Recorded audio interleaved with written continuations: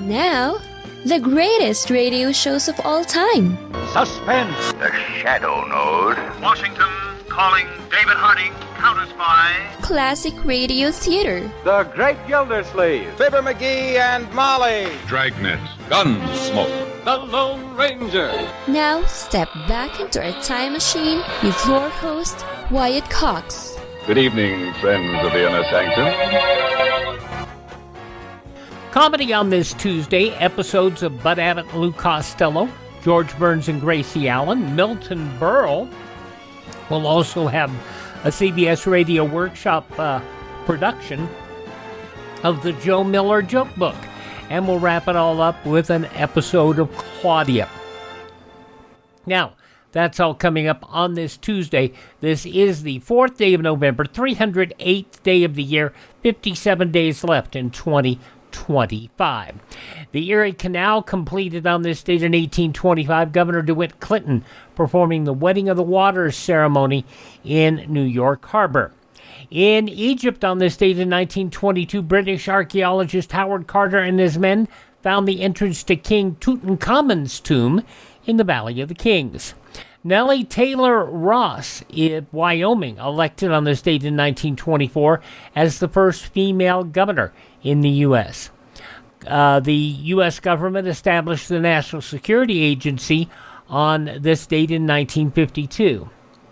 Now, in the November 4th, 1970 edition of Variety magazine, Walter Cronkite admitted he was a liberal, but we are professional journalists.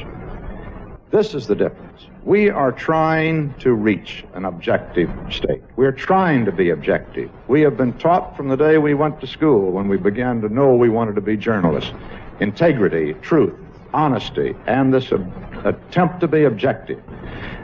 We try to present the news as objectively as possible, whether we like it or don't like it.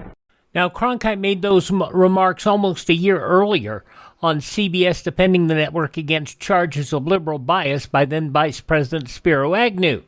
Now, we all have a bias to us, be it conservative, liberal, whatever. Let's say that Walter Cronkite was better than most journalists today. And all you have to do is watch his coverage of the JFK assassination, watch the coverage over on NBC. Those journalists blow everybody today out of the water. In 1970, the U.S. turned over control of the Binh Thu Air Base in the Mekong Delta to South Vietnam. And in 1979, Iranian people, mostly students, invaded the U.S. Embassy in Tehran. They took 90 hostages, 53 of them American. Inside the U.S. Embassy compound, looking out now at a floodlit scene as night falls here in Tehran of a huge anti-American demonstration just outside the gate. These grounds are occupied by about 500 students who have taken over the embassy and taken the Americans who had staffed this embassy and made them virtual prisoner. They're being held hostage somewhere on the grounds. We don't know exactly where. President Carter was outraged. We have done nothing for which any American need apologize.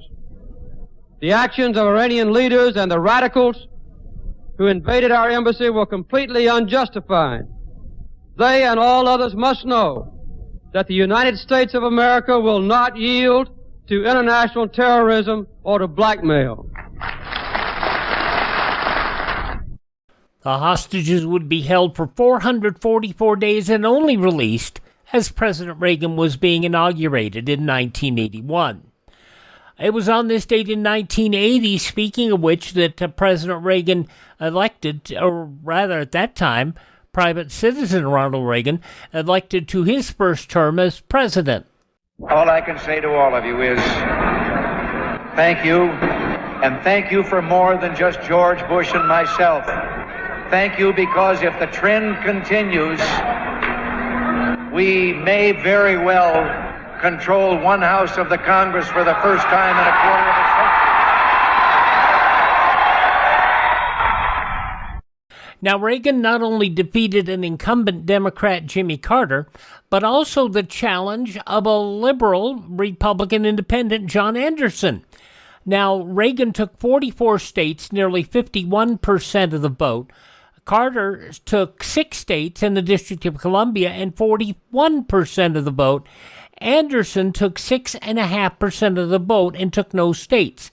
And as President Reagan said there, or I should say Ronald Reagan, at that time he was not president yet, Republicans won control of the Senate for the first time since 1955.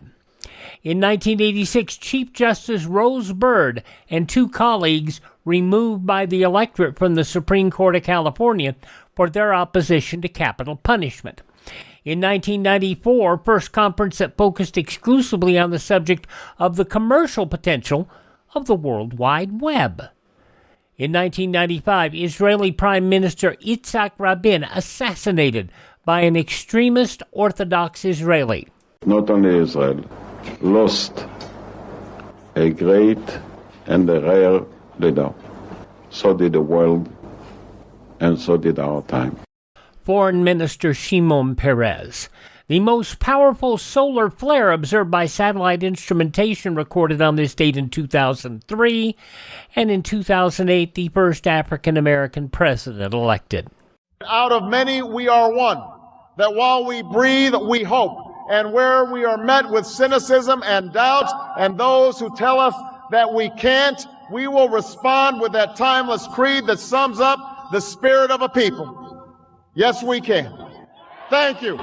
God bless you. And may God bless the United States of America.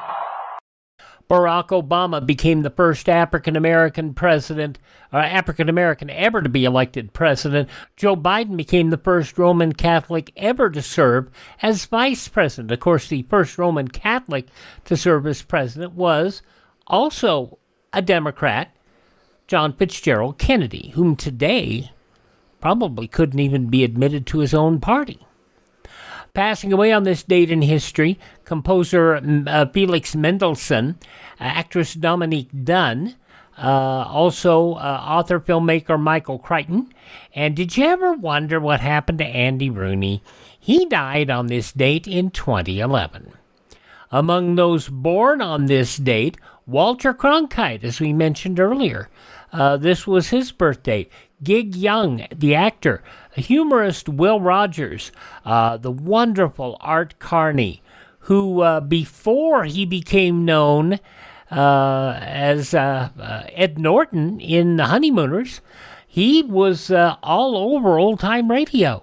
We pointed out all the time where he has roles, not many big roles, mostly just secondary roles, but he was a lot in radio. Also, actor Cameron Mitchell, actor Martin Balsam, from Everybody Loves Raymond, Doris Roberts, Hot Lips Houlihan, Loretta Swit, who passed away earlier this year at the age of 87, and Marky Post from Night Court. All those folks born on this date in history, they have left the building. Hi, this is Jeff Foxworthy. It is now time for the birthday announcements. The following people are now officially older than dirt. Former First Lady Laura Bush turned 79 today. By the end of the campaign, he'd even convinced me to vote for him. This time, I don't need any convincing. Laura Bush talking about George W. Bush's first campaign for Congress. Laura Bush, speaking, of course, to the Republican National Convention. Laura Bush, 79 today. The sometimes funny, not always funny, but sometimes funny Kathy Griffin, 65 today. Now, of course, your Maggie doesn't know from the twerk, right? So my mom keeps saying, Jesus, why does she keep bending over? Did she lose a contact lens? Yeah, that's what I said. Kathy Griffin, 65 today. From the Karate Kid, Ralph Macchio is 64. Wouldn't fly swatter be easier? Man who catch fly with chopsticks. With Pat Morita there as Mr. Miyagi. Ralph Macchio, the original Karate Kid, 64 today. From Survivor, Jeff Probst is 64. Rapper Diddy, Sean Diddy Combs, 56. And Matthew McConaughey is 56. All right. That's, you know what's funny is people say, he's still like that today.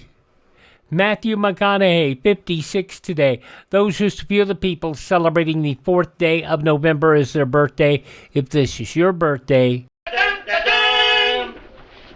we baked you a birthday cake. If you get a tummy ache and you moan and groan and woe, don't forget we told you so. Happy birthday! Happy birthday! Make a wish, dear, and blow out the candles. Here they go.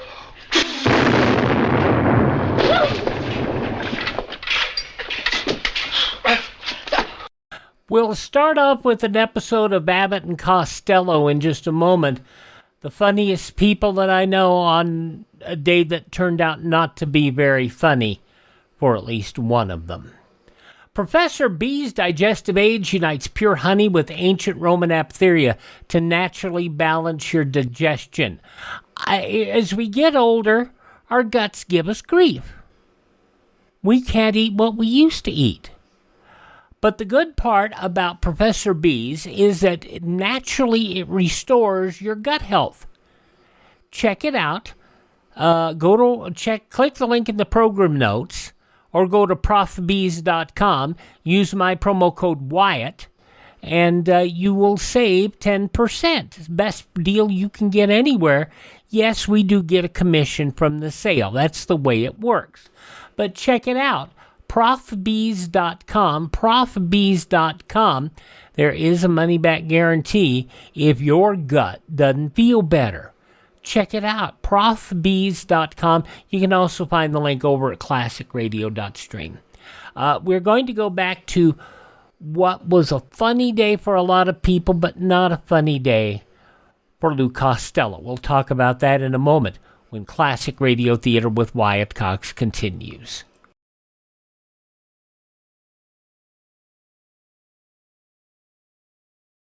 You can help children, old folks, the sick, and the aged. You can help destroy juvenile delinquency. You can make your town a healthier place in which to live. You can do all this with just one gift, a contribution to your community chest. 4 out of 10 families in community chest areas benefit directly from the services you help to support. The other families benefit indirectly by better community living conditions. So make your town a better place to live. Give generously to your community chest. What you're going to hear is a delightfully funny show, especially when you understand the circumstances. This was to be Lou Costello's triumphant return. In 1942, in the summer of 1942, Bud and Lou went on a big tour to promote and sell war bonds. They sold $85 million worth in 1942 dollars. March of 1943, he had gone through a winter tour of Army bases, but he suffered an attack of rheumatic fever, an inflammatory disease that involves the heart, joints, and brain.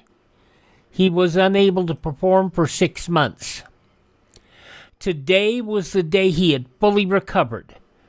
This date in 1943 was the day that he had finally recovered, and he was coming back on the air. While rehearsing at the show, Lou Costello received word his infant son, Lou Jr., had accidentally drowned in the family pool. Unnoticed by the nanny, the baby had worked loose the slats in his playpen and had fallen in the pool. The baby was just 2 days short of his first birthday. Costello had asked his wife to keep Lou Jr. up to hear his father on the radio for the first time, but rather than cancel the broadcast, Costello said, "Wherever he is tonight, I want him to hear me," and went on with the show. Nobody in the audience knew of the death of the show, until after the show. You will hear at the end, Bud tells what happened that day. Costello epitomized the phrase, "The show must go on." You are going to hear an otherwise delightfully funny episode of Bud Abbott and Lou Costello with their guest Lana Turner from 82 years ago today, November 4th, 1943, I want you to understand the circumstances that radio audiences didn't know before they heard the show. And you can understand the trooper that Lou Costello was.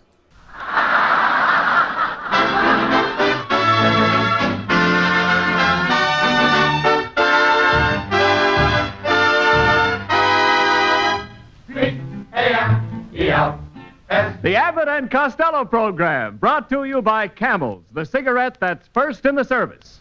Camels stay fresh because they're packed to go around the world. Listen to the music of Freddie Rich and his orchestra, the songs of Connie Haynes, Billy Gray as Little Matilda, the famous cartoon character Bugs Bunny. Tonight's guest, Metro Goldwyn Mayer star of Marriage is a Private Affair, Miss Lana Turner, and starring Bud Abbott and Lou Costello.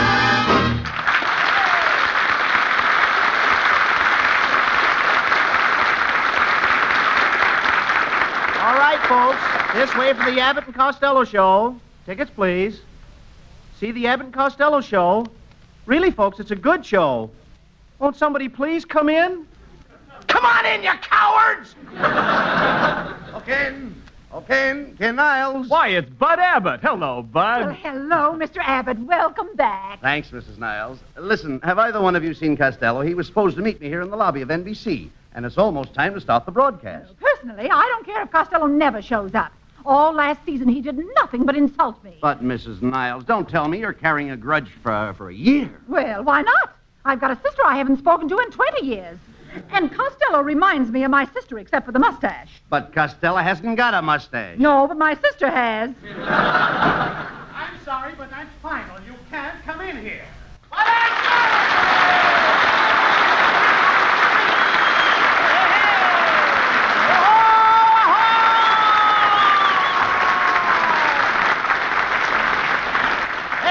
Hey, Ken! Let go! Hey, Ken! I gotta get in Ken, look who it is. Huh? What? Look who it is. Hey, Abbott! Costello, where have you been? Look at you. You're perspiring something awful. I ain't perspiring, Abbott. I just took a shower with my shirt, socks, and underwear on. You took a shower with your shirt, socks, and underwear on? What's the idea? Do you know a quicker way to get your laundry done? Oh, Kenneth, did you hear that joke? Yes, dear. There will now be a slight pause for station fumigation. Oh, funny. Hey, Abbott, don't tell me that's Mr. and Mrs. Niles. Well, Mr. Costello, doesn't it look like us? I wasn't sure. I thought maybe I was getting sick again. Costello, no fighting, please. It's almost time. It's almost time to go on the air. Now, Oh, yeah. Ready to go on the air. That's right. I can hardly wait to get in front of that microphone. And also with Lana Turner. Hey, come on, Abbott. Come on. Let's get inside the studio. Just a minute, Mr. Costello. Who are you? Well, I'm the NBC manager, Fogel. You're what? I'm Fogel. What are you doing for it?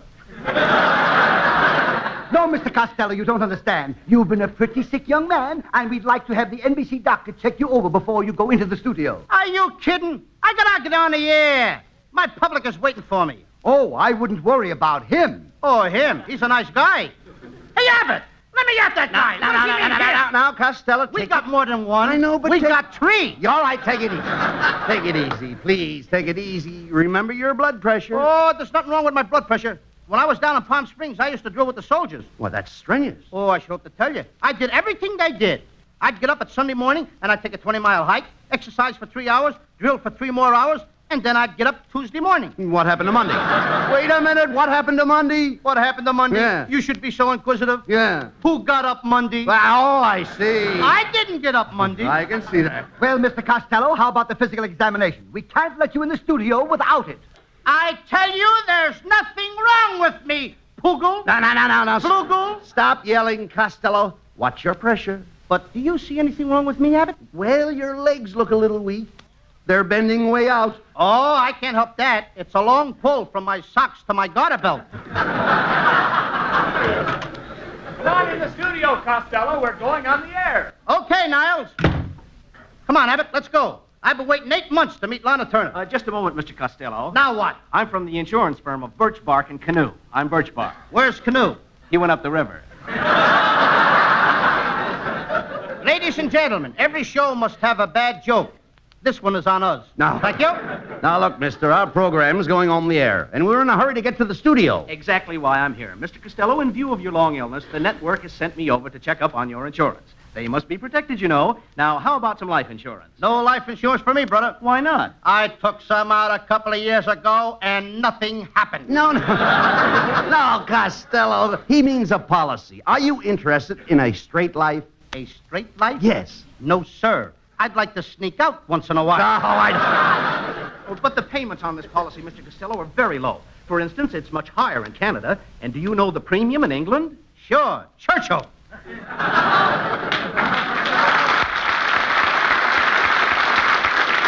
I mean, after all, it calls for it. Abbott, will you get this guy away from me? I'll miss the broadcast. No, shut up, Costello. Pay attention. All right, forget straight insurance. We also have 10-year endowment, 20-pay life, annuities, and health insurance with double indemnity. Now, what would you like to take out? Lana Turner. Oh, no, Costello, he's talking about something that'll be good for you in your old age. So am I.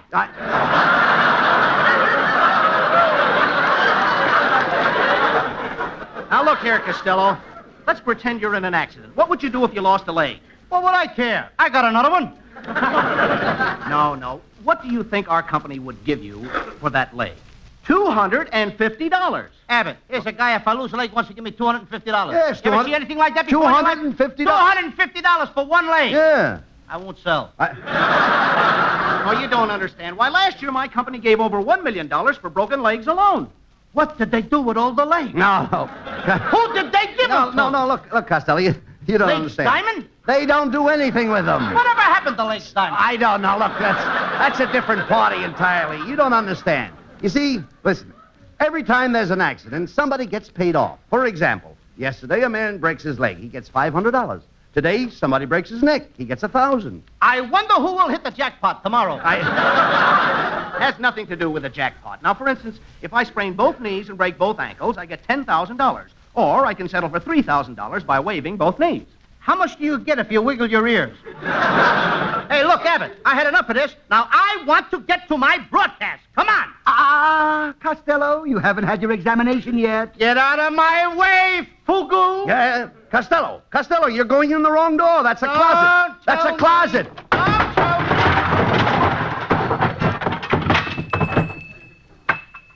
Gosh, Fibber McGee.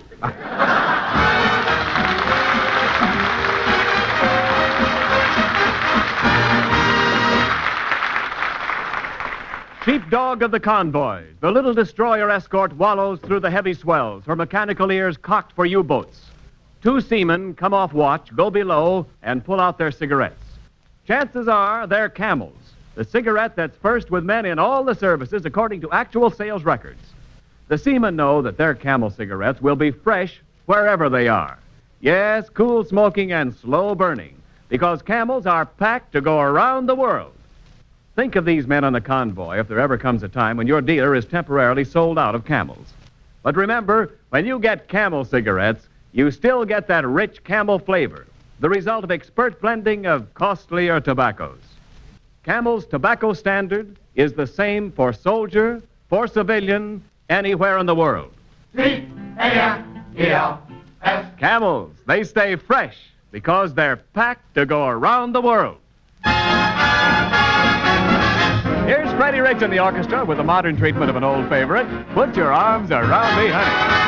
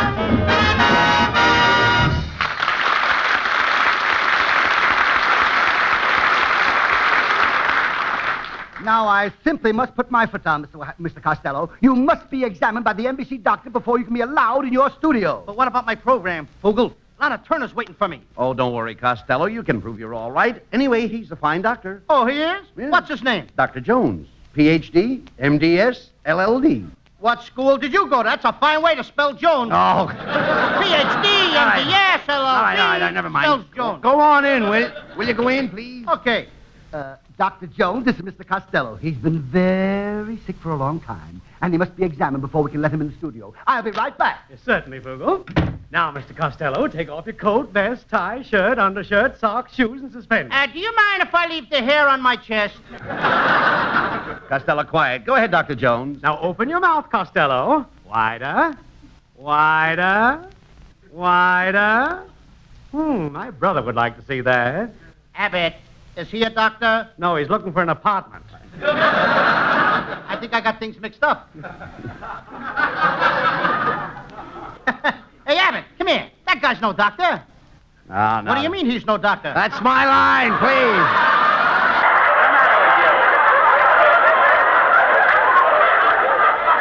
And by the way, yes, what do you mean by saying that? Thank you. I knew I heard that someplace before. Yeah. Another one who said it. Hey, Abbott, you know, I don't see his thermometer. I don't see his stethoscope. I don't see Lana Turner. What's Lana Turner got to do with it? Nothing. I'd just like to see her. I resent this, Mr. Costello. What am I, stupid? A dope? A moron? Try numbskull. What am I, a numbskull? I like stupid better. Costello, stop that. Continue with the examination, Doctor. Very well. Now, Mr. Costello, just hold still and I'll listen to your heart. My, that's strange. Your heart sounds like a clock. Good heavens. The alarm rang at 8. I can't understand it. Neither can I, Doc. I set it for 7. Costello, we'll talk sense. Dr. Jones is a Johns Hopkins man. So what? My father sent me to Wells. Well, what words? My father sent me to Wellesley. Wellesley is a girls' school. I know. My father always wanted me to have the things he didn't have. Come in. Oh, doctor, can I do it now? Yes, go ahead, Miss Cruzbine. Lay that pistol down, babe. Lay that pistol down. A pistol pecking mama. Yeah. Lay that pistol down. All right. That's enough of that. What goes on here? Oh, I'm the floor show. The doc can't afford magazines. Get out of here! Hey, Abbott, come on now. I want to get to my studio. Oh, big cut. Say, 2 Costello. pages of cut. Say, Costello. What? There's a crowd going into Studio B. Let's follow them. Okay. You're wasting your time, boys. Those people are going in to see John's other wife. Are you kidding? John's other wife? Yes. Who are you? Who am I? Yeah. I'm John. Get me out of here! Now, that's the last straw, Abbott. Everything happens to me. Doctors, insurance men, John's other wife, Poogle. I'll never make the program. What's up, Doc?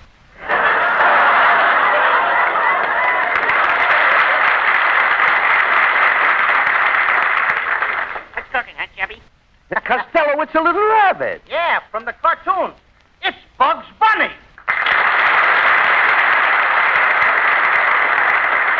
Say, Bugs, what are you doing over here at NBC? Well, I came over to see your program, fellas. Guy gets tired of eating carrots. I like a little corn once in a while. That's very funny for a rabbit. You like it, Doc? You know, we could make a great team. Abbott and Costello. Abbott and Costello. Say, he's pretty cute, Costello. Why don't we keep him around? Sure, Doc. I can be your bread and butter. Yeah, but who wants a hair in his butter? Come on, Abbott. We're wasting time. Now, don't leave me, fellas. I'm feeling very sad today. What's wrong? Well, I broke up with my girl, Doc. We was going steady. Every day I used to bring her a carrot corsage. And boy, did we have fun. We'd gamble over the fields together, play hopscotch and check up on the Victory Gardens. But it's all over, fellas. I guess we were just never meant for each other. Why not? She was a gopher. Now listen, Bugs, will you stop annoying me? All I want to do is to get into the studio. Now, why didn't you say so, Doc? Look, all you have to do is go through that door, turn left, turn right, go 2 miles over the skyway, 3 miles over the byway, then 6 miles down the highway, and before you know it, you'll see Lana Turner taking a sunbath on a patio. But that ain't my studio. I know, Doc, but that's living. Hey, Abbott, will you do something? Do what? Look, Rabbit. Abbott. Abbott, Rabbit. What's the difference? Look, Abbott. Rabbit. Abbott. Will you get him out of here? Oh, give me a break, Doc. Let me hang around your program and pick up a few nickels, huh? I'm a family man. By the way, Bugs, how do you stand in the draft? Well, they just reclassified me 1A, and I got 480 kids. Wait a minute. Just a minute. They wouldn't put you in 1A if you got 480 kids. I'm a rabbit, Doc. They came after Pearl Harbor.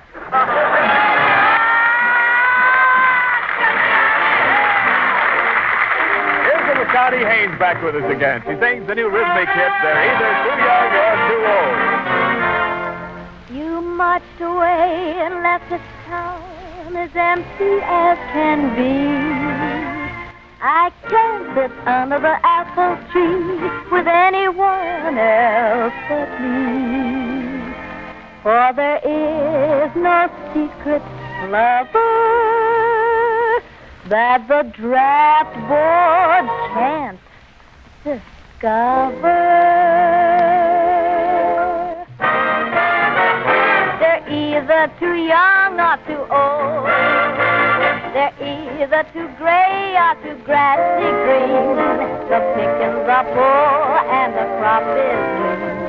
There isn't any gravy, the gravy's in the Navy. They're either too old or too young. So, darling, you'll never get stung. Tomorrow I'll go hiking with that Eagle Scout and left. I get a call from Grandpa for a snappy game of chess. I'm finding it easy to stay good as gold. They're either too young or too old. There isn't any gravy, the gravy's in the Navy. They're either too fresh or too stale. There is no available meal. I must confess to one romance I'm sure you will allow. He tries to serenade me, but his voice is changing now. I'm finding it easy to stay good as gold. They're either too young or too old. I'll never fail you while you are in Australia. And when you get to India, I'll still be what I've been here.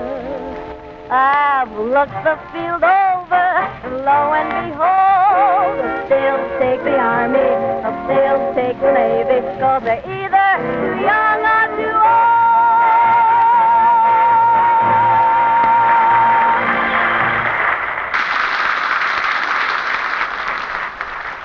Are you looking for a cigarette that won't go flat no matter how many you smoke? Get Camel cigarettes. You'll find the second pack will taste even better than the first. The reason's more flavor. The extra flavor that helps Camels hold up pack after pack. Prove it for yourself in your T-zone. T for taste and throat. Your own last word on Camel's extra flavor and mildness. And remember, Camel cigarettes stay fresh, cool smoking, and slow burning. Because they're packed to go around the world. C-A-M-E-L-S. Camels, expertly blended of costlier tobaccos. And packed to go around the world.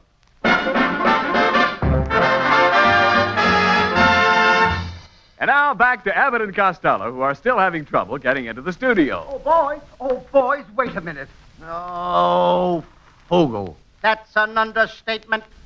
I have some very good news for you, Mr. Costello. You can go on the air now. Your basal metabolism is impeccable, while your hemoglobin content is rich in hypothyroidism, and your capillaries are simply pulsating. Now, listen, brother. Watch your language. I got my mother's picture in my pocket. Oh, will you stop that, please? Mr. Fogel means the doctor has given you an okay to broadcast. Come in the studio and keep quiet. The program's on. Okay. Oh, my darling Lana, come into my arms.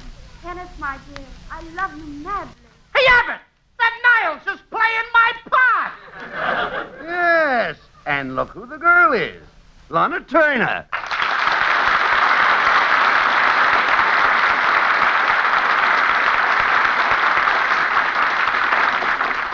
All right, Niles, come on, break it up, break it up. Oh, just a moment. Mr. Niles and I are playing a love scene. That Niles is no lover. Oh, yeah? I've kissed women who wouldn't look at you. Oh, yeah? I've kissed women who wouldn't look at me either. Costello, will you stop fighting? I'm not fighting, Abbott. Now, listen, Niles. On this program, you take care of the announcing. Period. And you take care of the comedy. Question mark. Why, Niles, I'll... Oh, please, Mr. Costello. They don't even let me don't finish a line. I'll... Please, I appeal to you as a woman. Well, if you're going to appeal to me as a woman, of course. If you were a man, you wouldn't appeal to me. That's all. All right. I'm sorry, Miss Turner.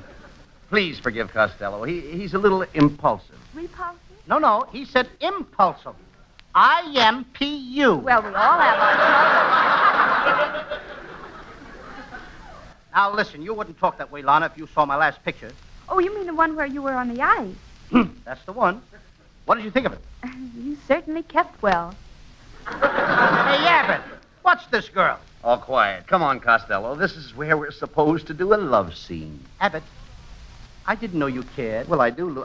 Never mind that. You want to do a love scene with me? No. Let's pick out the furniture. Will you keep quiet, please? No remarks. I mean a love scene with Lana. That's way back. Listen. Lou, this might be interesting to you. I'm talking about a love scene with Lana Turner. Oh, I just adore love scenes. Are you ready, Mr. Niles? Mr. Niles? You heard that, Costello. She wants me. You see, Lana, since I put Niles on his program, success went to his head. From where I'm standing, it looks like success went to your stomach. Did you hear that, Abbott? What an insult. Oh, she's right, Costello. You are fat. Well, I may be a little fat on the outside, but underneath, I'm solid flab. Let's go, Niles. Get on with the love scene. Yeah, but what about me? Ooh, you can play a love scene with Mrs. Niles. I heard that, and I'd love to play a love scene with you, Mr. Costello. Don't call me Costello. Call me Dick Tracy. Oh, that's silly. Why should I call you Dick Tracy? So I can call you Prune Face.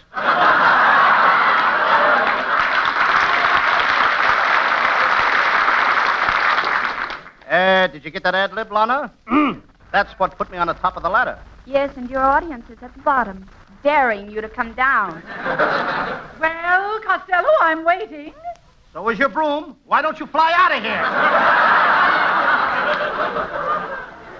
Now, that's not nice, Costello. Mrs. Niles has some very fine points. Yes, she certainly has. For instance, Costello, take her hair. Okay, throw it over here. Oh, I don't know what's wrong with you, Costello. You fight with everybody. I can't help it, Abbott. Oh. All those months that I was sick, I was thinking about doing this love scene with Lana Turner. And now she won't even talk to me. Oh, don't feel that way, Lou. The truth is, I dream about you.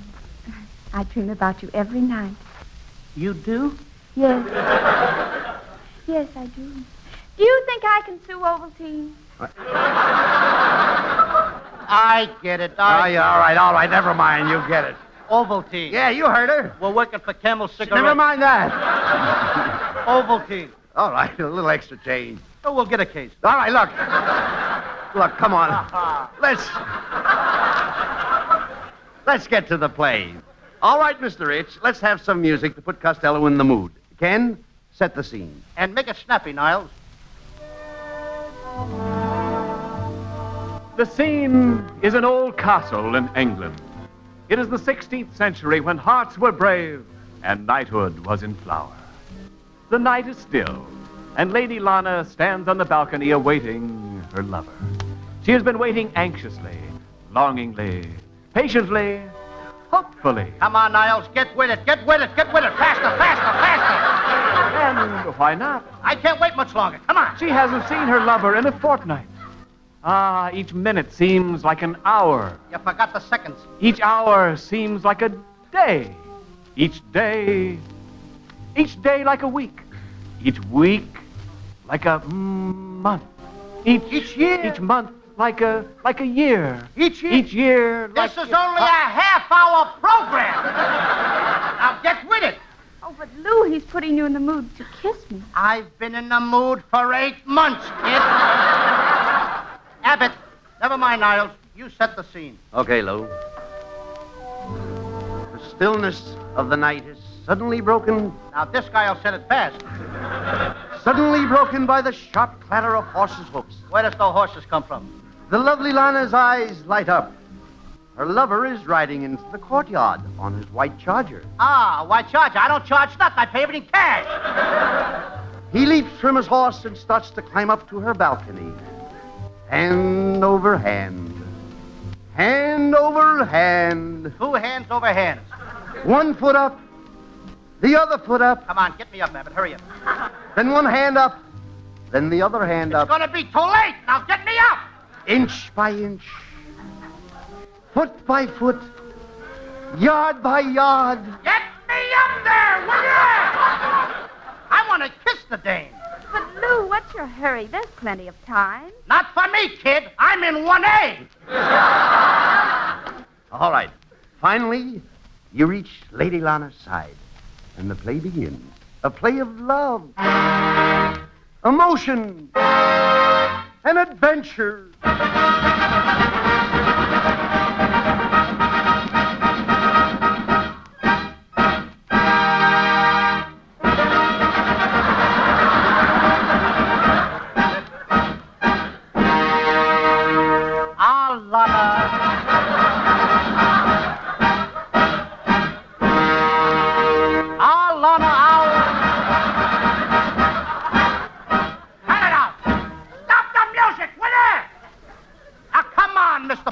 Mr. Rich. This orchestra can easily be replaced by a jukebox. Now, I'm going to do this scene without music. Ah, Lady Lana, I love you. I kiss you. Or kiss me, one or the other. But not here, my lover. Why not? Love is paramount. Love is universal. Oh, you're out of luck. I work for MGM. Some plug. Hey, Lime? Ah, come on, Lana. I've been waiting 8 months for this. All right, Lou.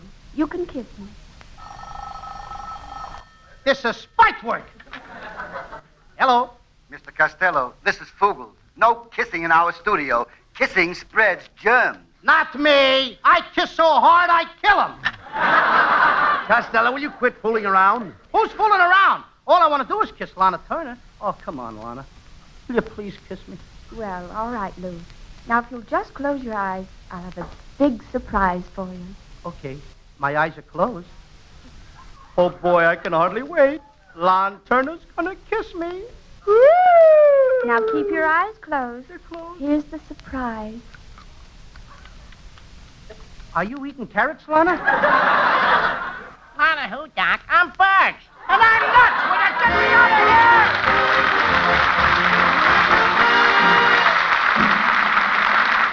And now again, we send our thanks to the Yanks of the Week, Americans who have distinguished themselves for heroism in the battle area.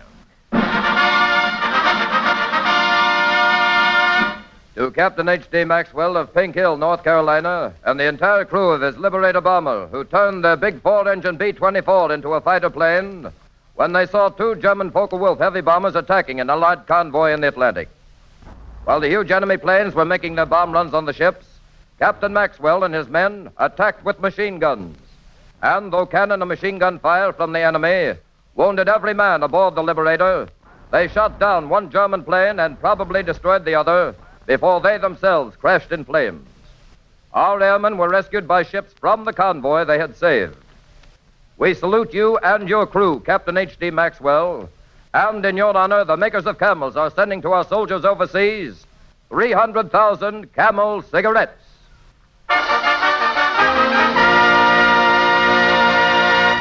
And now, here's Bud Abbott with a final word. Thanks, Ken.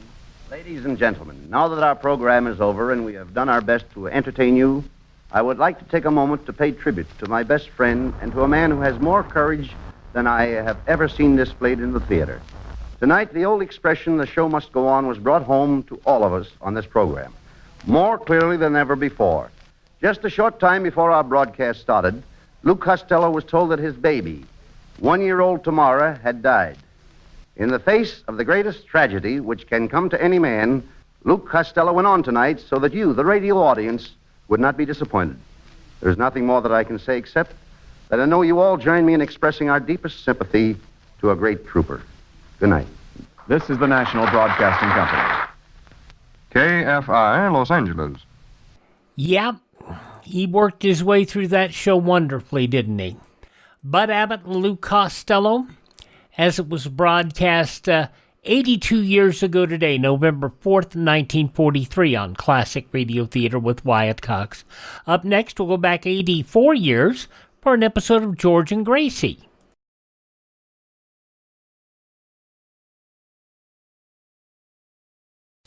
Did you know that for only $10 you can supplement the food rations of a family of 4 for a whole month? Just send that $10 to CARE, spelled C-A-R-E, New York. CARE guarantees delivery of its packages to 11 different countries in Europe, as well as to India, Israel, and Japan. Don't forget to include your name and address and the name and address of the family you want to receive the CARE package, because CARE is a person-to-person, international goodwill service. Let's go back to November 4th, 1941, a month before the U.S. entry into World War II, for an episode of George Burns and Gracie Allen, as Gracie has a bid to play a motion picture without George as Mrs. North. Hello? Are you there? Well, we're here. 1, 2, 3, 4, 5, 6, 7, 8. 8 ways better. Swan soap. Yes, sir. Lever Brothers Company, the makers of Swan, the new white floating soap that's 8 ways better than old-style floating soaps, presents Paul Whiteman. Your Swanee announcer, Bill Goodwin. Our singer, Jimmy Cash. Well, I swan, the stars of our show, George Burns and Gracie Allen.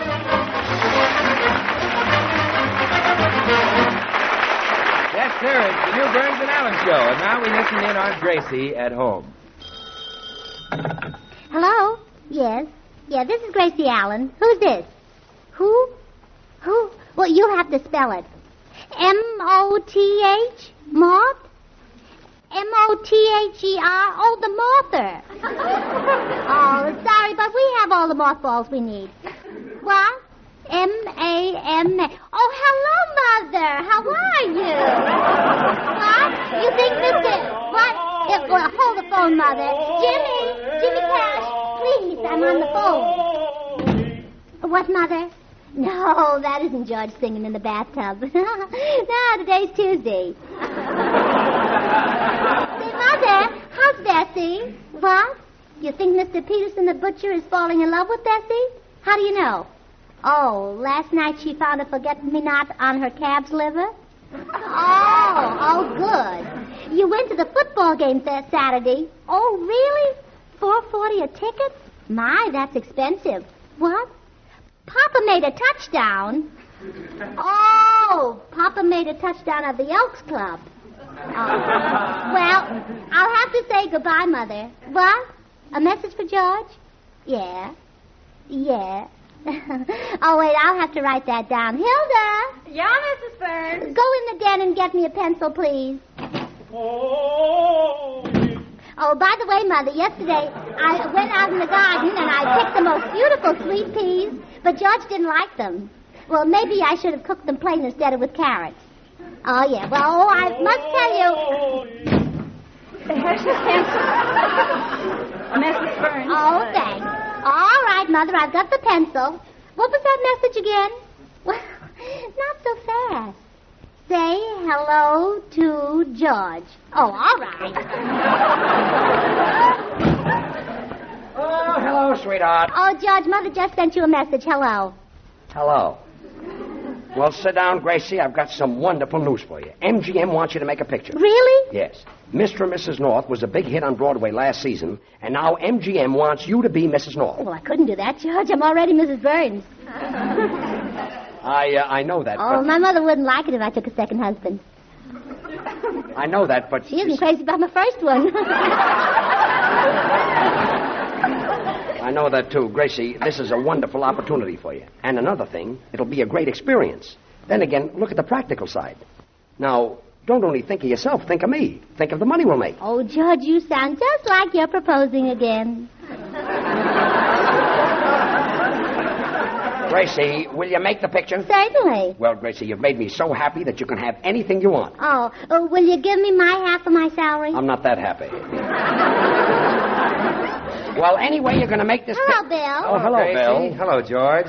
Say, what's this I've been reading in Luella Parsons' column that MGM wants Gracie to do Mr. and Mrs. North? Is it in the paper already? Yeah. Say, I've got one in the den. I'll take a look. Gracie. What's that? It's Jimmy Cash. He's rehearsing here. Oh, yeah? Well, let me listen. Open the door. I want to see if he made it. He did. Say, George, Mr. and Mrs. North was a Broadway play, wasn't it? Yeah. Oh, boy, I'd like to play a part like that Mr. North. Do you think you can do it, Bill? Oh, do it. There's nothing to acting. Watch, I'll be Mr. North, and Gracie, you're Mrs. North. Oh, I just can't wait. Go ahead. Mrs. North, darling, I've something important to tell you. Yes? Go ahead. Darling, did you know that Swan is the first really new white floating soap since the gay 90s? And Swan is 8 ways better than old-style floating soap. Oh, you say the sweetest things. Go ahead. Why, for instance, darling, you should see the suds you get with Swan soap. Richer, longer-lasting suds. And Swan lathers twice as fast as any old-fashioned floating soap, even in the hardest water. Oh, Mr. North, I'll bet you tell that to all the girls. Go ahead. Mrs. North, darling, try Swan for washing your dishes. Try Swan for all your soap and water tasks. I love you, and you love Swan. Try Swan. It's the most... You call that acting? Why, Bill, you've got no feeling. Look, I'll show you how to do it. Ah, Mrs. North, I love you.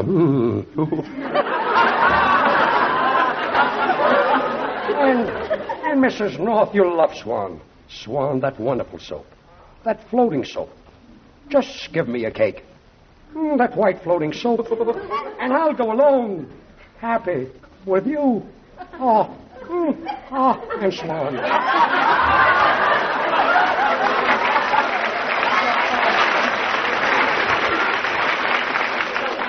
Oh, what a ham. He is not a ham, are you, George? I should say not. Oh, George, I want to thank you for that gold locket you left on the table yesterday. A gold locket? Yes. What gold locket? You know, the one that has the picture of the walrus in it. A walrus? Yes. Well, I don't know what you're talking about. Anyway, I have to call up MGM and tell them that the deal is okay. Say, that's funny. There's a woman talking on the other end of the phone. Oh, let me listen. Oh, it's my mother. She's still on the phone. I forgot to tell her to hang up. You can hang up, Mother. Goodbye. Mr. Burns, you want to hear my song now? Well, yeah, you can start, kid, but I've got to make a phone call. I'll be right in. Operator, get me MGM Studios. Wasn't it you wakened my lonely heart? Wasn't it you showed me a world apart? Hasn't it all been thrilling, living from kiss to kiss? And weren't you more than willing to keep it forever like this? Wasn't it you who planned each exciting day? Heaven for two, and didn't you lead the way? Wasn't it you who said our love would never die? Wasn't it you who planned each exciting day?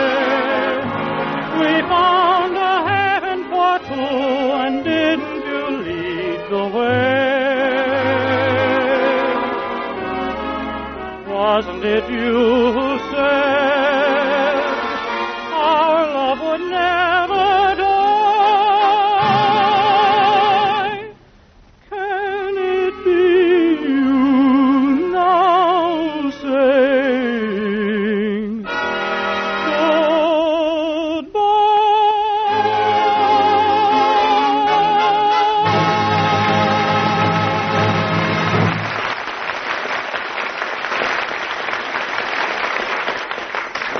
Jimmy. That was swell. Now you can run back to the grocery store and close up. Not tonight. Oh, I bet you're going out tonight. Yeah. With a girl? Yeah. Nice? It reminds me of my mother. Who is she? My sister. Goodbye, Jimmy. Oh, George, did you get MGM on the phone? Oh, yes, and Irving Asher, the producer, is coming over in 20 minutes with the contract for Gracie to sign. Well, gee, that's wonderful, George. It sounds exciting. Well, it is. Imagine Jimmy Cash going out with his sister. Gracie, I'm talking about the picture. Oh, that's wonderful, too. Wonderful, and what a part that Mrs. North is. She's in every scene. She talks for hours. She says the silliest, staffiest, dumbest, craziest things you ever heard in your life. I'm not going to do it. It's one of the greatest, the most... You're not going to do it? No, I'm not going to do it. I'm not going to get on that screen and say a lot of silly things. I want to act natural. Act natural? Well, certainly. I'm not going to have people laugh at me. Look, Gracie... The trouble with Hollywood, they miscast everybody. Like I saw a picture called Tom Harmon of Michigan, all about a football player. And the fellow who played the part of Tom Harmon wasn't the type at all. The part was played by Tom Harmon. Oh, now you see, he got the job because he was a relative. Gracie, I've listened to you talk for years and years, and you say less than any woman I know. That's why I can't play the part of Mrs. North. I don't talk enough. That's because the days are getting shorter. And then again, I don't believe that being quiet should be carried to extremes like some people do. Like I met a woman at the club last week, and I chatted with her just to be polite. And all the time I was with her, she didn't even say one word. But on the other hand... Gracie, who was this woman? Billy Burke. But on the other hand... Billy Burke? Yes. Yeah, a regular sphinx. Now, please, George. She's one of my dearest friends. Gracie, this is a great part. Not going to do it. Hilda! Yeah, I'm bringing the aspirin. Yeah, that's what I meant, yes. Bill, you're a smart fella. Why don't you talk to Gracie? Because I'm a smart fella. Thanks. Here's the aspirin. Oh, Hilda, how's your boyfriend Olaf? You know, the one who always says hut-sut? Please, Bill, now, Gracie, this is... Not going to do it. Oh, I don't go around with Olaf anymore. No? No, you know, he was so bashful that he never even kissed me on the forehead. Oh, well, don't let that worry you, Hilda. I went around with George for 3 years before he kissed me on the forehead. And then he went back to kissing me on the lips again. Yes, that's because you started wearing bangs.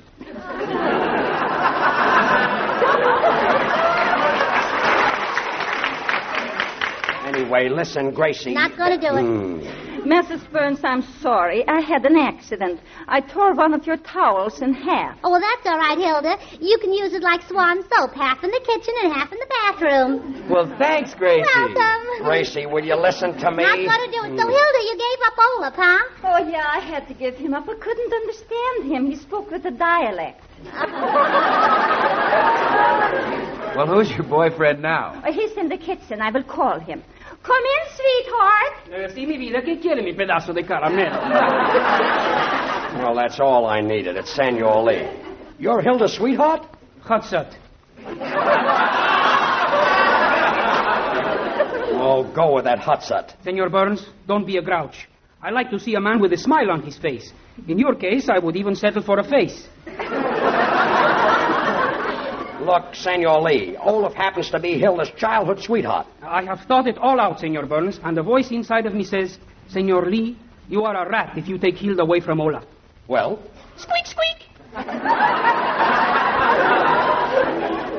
Lee, you're not the guy for Hilda. She's just a nice, plain girl. So what? What has Hedy Lamarr got that she hasn't got? Well, nothing. Boy, do you need glasses.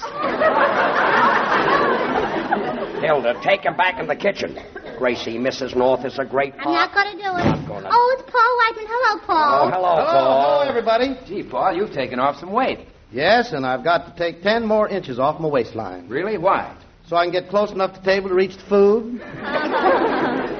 Well, you look great, Paul. Just drag up a loading platform and sit down. Gracie, the producer is going to be here. Not going to do it. Look, honey, don't think that I'm trying to bribe you.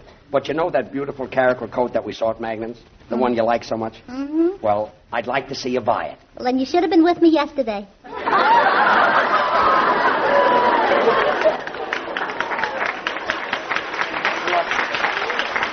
Gracie. MGM doesn't offer these pots. Not gonna do No, it. not gonna do Hey, I hate to change the tempo, but when I was here yesterday, I left a gold locket on the table. It was for Mrs. Whiteman. It's her birthday today. May I have it? Oh, so that's the locket Gracie was talking about. Paul, was that your locket? Yes, my picture was in it. Oh, yes, the walrus. Gracie, where's the locket? You mean the locket? Yes, the locket. You mean the gold locket? Yeah, the gold locket. Where's the locket? Well, you never can tell when something might be missing, and if it is, I didn't do it. Gracie, don't... Hey, today is my wife's birthday. Don't tell me it's lost. Well, it isn't exactly lost. What happened was, I was sitting and knitting some backless sweaters for soldiers, and all of a sudden... Backless sweaters? Well, yes, they asked me to knit sweaters for the boys at the front.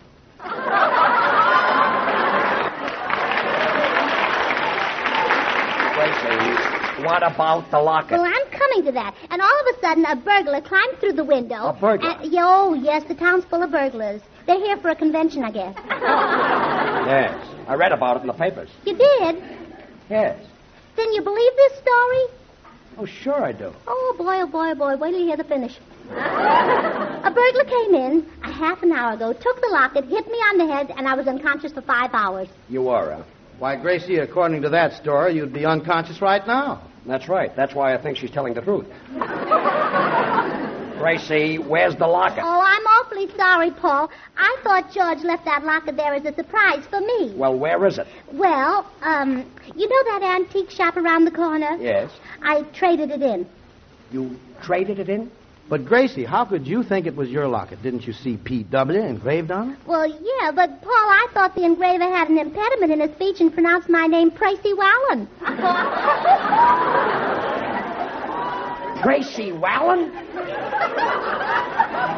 Well, anyway, what did you trade the locket for? I mean the locket. What did you trade it for? Well, I traded it in for this musical powder box. Look. But that locket was an heirloom. Yes, but this musical powder box is a genuine antique. It's 150 years old, and when you lift up the lid, it plays music. Listen.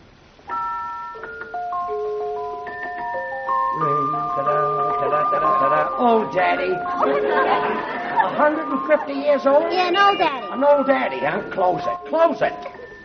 Come on, Gracie. Let's go over to the antique shop and get my locket back. All right, Paul, let's go. But, Gracie, the producer is coming with the contract. I won't do it. Gracie, you're staying in the house. I won't do it. Gracie, you're staying here. I won't do it. You will. I won't. You will. I won't. You will. I won't. You will. I won't. You will.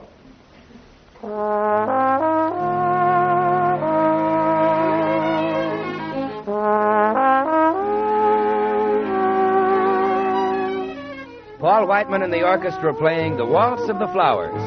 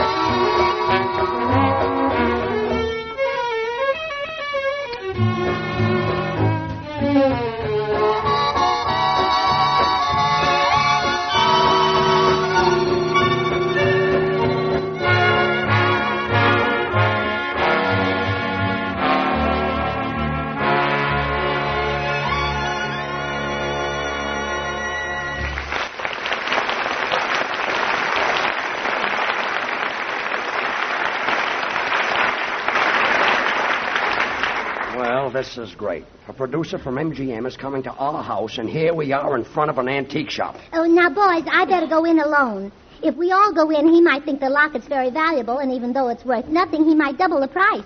And double nothing is $64, and it's certainly not worth $64, so I think the best thing for me to do is to go by myself. Now go in, and if you're not out in 2 minutes, I'm coming in to get you. All right. Now, don't go away. Oh. How do you do, madam? Aren't you the lady who swapped the locket for a musical powder box? Well, yes, and I'd like to swap it back for the locket. Oh, gladly. But can I keep the picture inside? Do you like it? Oh, yes. It'll make a wonderful design for a poker chip. Oh, well, here's your powder box. Will you wrap up the locket? Gladly. Oh, my, you have lovely things here. Isn't this adorable? A statue of a woman with a clock in the center of her forehead. Madam, this is an exact reproduction of Venus de Milo. Oh, the poor thing. She has no arms. How does she keep the clock wound? Well, I couldn't say. My partner will be back later. Well, wrap it up. Gladly. Well, here's your locket all wrapped up in a little box for you. Oh, thank you. Gladly. Who's that? Oh, that's my husband knocking on the window. If he thinks I'm going home to sign that movie contract, he's crazy. I'll stay here all day even if I have to buy the whole store. You mean you've got a chance to be a movie star and you don't want to? I should say not. If I'm a movie star, I'd have to put my footprints in cement in front of the Chinese theater. Well? Well, if I got lost in the woods, then no one could find me because I wouldn't have any footprints.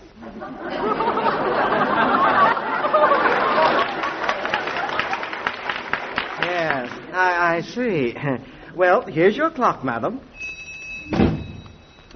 Here they come. Gracie, what's taking you so long? Well, I just bought the prettiest clock. Here, hold it. All right, Gracie, the producer is waiting. I'm not going to do it. Here, George, put this little box in your pocket. But, Gracie... Oh, mister, what a beautiful vase. Oh, fine. That's an antique. You'd never know it. Well, the older they are, the more valuable they become. You know, if I were you, mister, I'd get a younger clerk in here so it'll make your antiques look older. Now, look, Gracie, I'd like to give that locket to my wife for her 27th birthday. And that happens to be today. Oh, really, Paul? Well, you ought to buy her a present. Gracie, we've got to get home. Not going to do it. Madam, that vase you admired is a genuine Ming vase. Ming vase. Wrap it up. Gladly. And, George, you'll have to buy me a coat to match it. Oh, a Ming coat? Yeah. I thought so, yes. Oh, and my, what a beautiful antique bed. I must go over and see it. George, you'll never get her home to sign the contract. Well, what can I do, Bill? You better do something. I'd like to give that locket to my wife for her 35th birthday. Well, I'm trying to get it, but I keep getting sidetracked. Well, don't let yourself get sidetracked. I'll show you how to get it. Watch me. Hey, mister. Yes, sir? Now, look, that gentleman over there happens to be Paul Whiteman. Paul and Whiteman? yesterday, Why, yes, my, and he's put on some weight, didn't he? Anyway, this you lady... know, I've been listening to Paul Whiteman for years, and I just love him on that new radio show. Never mind the new radio show, and never mind Paul Whiteman. This lady Is came it in... true about that soap? Does it really do all they say? Never mind about the... Is it true? There we go.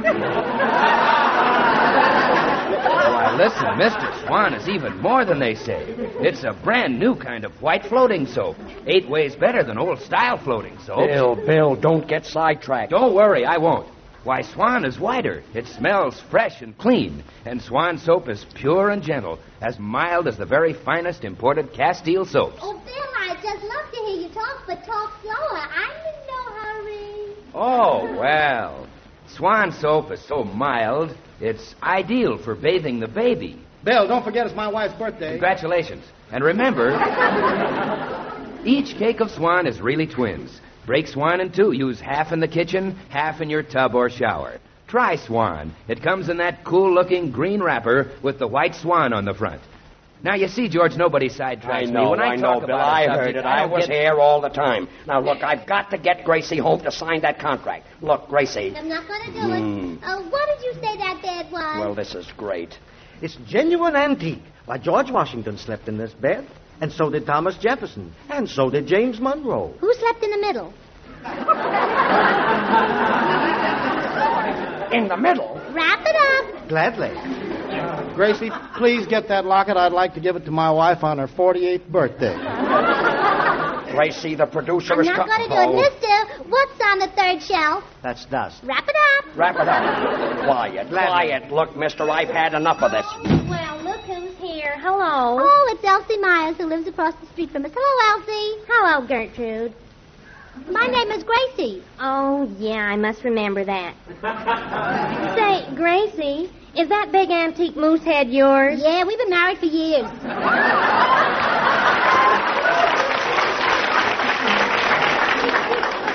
I knew that barber gave me a bum haircut. Well, I just dropped in to get an ashtray for my husband. What's his name? Frank. Oh, yeah, I must remember that. Gracie, get that locket. I've got to get home with it before May Robeson leaves me. Now, I'm going to settle this. Mister, where's that locket that my wife traded? Why, I gave it to her a half hour ago. You did? Gladly. Gracie, where's the locket? I gave it to you. It's in your pocket. In my pocket? Gladly. Gladly. Look. Well, come on. Let's go. Oh, here it is. Here it is, Paul. Oh, goodbye. Oh, Elsie, you remember Bill Goodwin. You met him last week. Oh, yes, he sells duck soup. Swan soap. Yeah, must remember that. Well, come on. Let's go. Bye. Goodbye, boys. Bye. Well, come on, Gracie. Let's hurry home.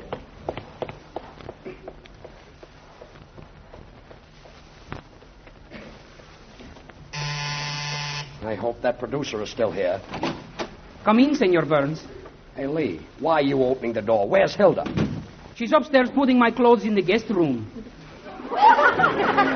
You're going to live here? Why not? If you can stand this house, I can. Hey, Lee, is there a man in here waiting for me? He left a half hour ago. I knew this would happen now. The whole deal is probably off. George, would you like some homemade cookies from the May Company? No. After working for weeks trying to get you that part, and such a great part, and such a great picture, and such a great story, you... Hello? Who? Yes? Who was that? Mr. Lasvogel. Oh, that snoopy neighbor who's always looking in our windows. Gracie, hang up. What? Oh, thank you very much. Goodbye. George, Mr. Lasvogel said that the man who was here smoked 2 of your cigars and left a note on the piano. That guy knows everything. Always looking in our windows. Say, Gracie, look at this. Dear George, I waited as long as I could, but we'll be back tomorrow to have Gracie sign contract. Mrs. North will be a wonderful part for Gracie. Not going to do it. I know that it's a perfect part for her because all Gracie has to do is be herself. Signed, Irving Asher. Be myself? Well, that's different. Now I'll do I it. thought so, yeah. Well, I thought they wanted me to play a dizzy dame like Betty Davis and the Little Foxes. Betty Davis and the Little Foxes is a dizzy dame? Well, sure, any dame that would kill Herbert Marshall must be dizzy. Well, I guess so. I guess you're right.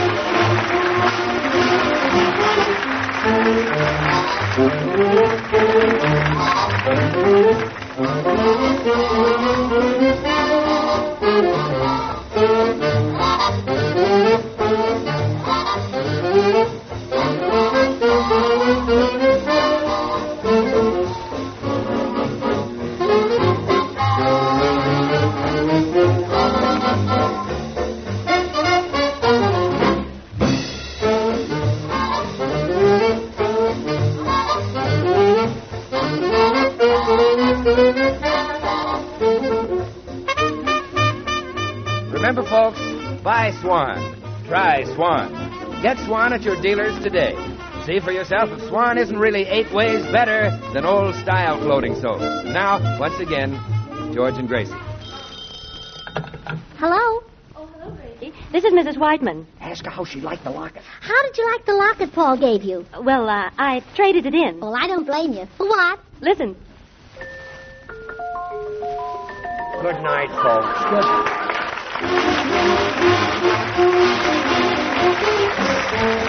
The makers of Swan, the new white floating soap, join George and Gracie in inviting you to tune in again next week, same time.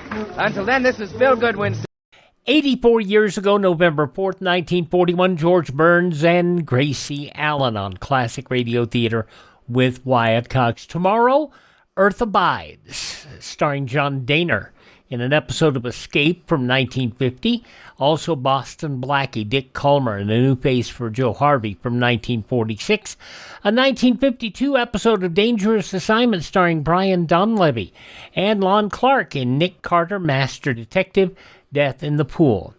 Thursday, we'll have a mixed bag of drama with Romance from 1954, Suspense and Have Gun Will Travel from 1960, and Gunsmoke from 1955. All of Friday's shows will be from 1948 with episodes of Under Arrest, Nick Carter, Quiet Please, and The Whistler. Saturday shows all from 1959 with Suspense, How Have Gun Will Travel, Gunsmoke, and yours truly, Johnny Dollar, of course, all from CBS. And on the Sunday, comedy, Jack Benny, The Aldrich Family, Edgar Bergen, all from 1952, and 2 episodes of Lum and Abner, one from 1949 and one from 1942. And Monday, we will have Mr. Keen, Tracer of Lost Persons, Broadway is My Beat, Lights Out, and Danger, Dr. Danfield. And on Tuesday, a week from today, more comedies with Milton Berle and A Salute to Washington, Archie Andrews from 1950, Bud and Lou and a Sam Spade adventure, and the CBS Radio Workshop, one of our favorites, The Report on the Weans. That's all coming up the next 7 days here on Classic Radio Theater with Wyatt Cox. Visit our webpage at classicradio.stream to support the podcast. Speaking of Milton Berle, today we're going to have a salute to football with Uncle Milty from 78 years ago.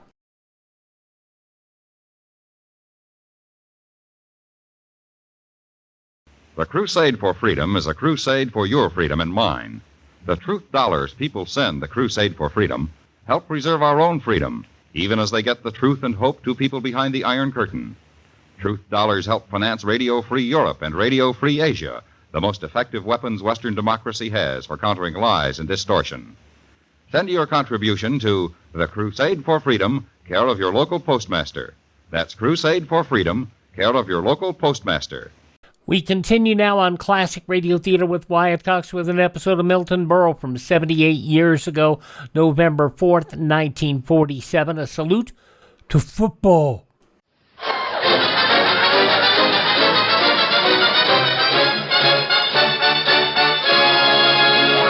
Make no mistake, of all leading cigarettes, one and only one is recognized by eminent nose and throat specialists as definitely less irritating. That one cigarette is Philip Morris.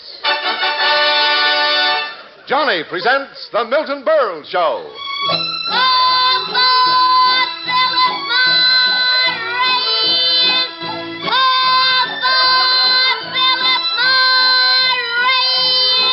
Here comes Johnny, ladies and gentlemen, to remind you, if every smoker knew what Philip Morris smokers know, they'd all change to Philip Morris. Yes, they'd all...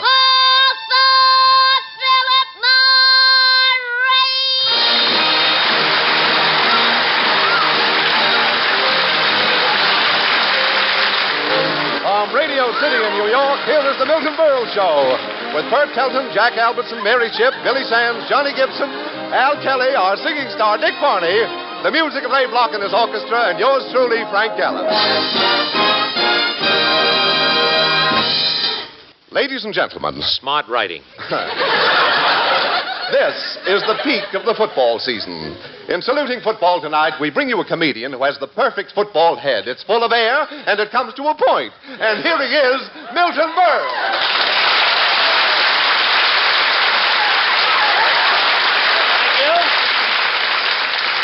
Thank you, and good evening, ladies and gentlemen. Mr. Gallup, did you say that I have a head like a football? Mr. Gallup, you've irked me. You've definitely irked me, and if there's one thing I can't stand, it's an irk. Saying my head comes to a point. I can't help it. My mother was scared by your nose. How about that, Waxy?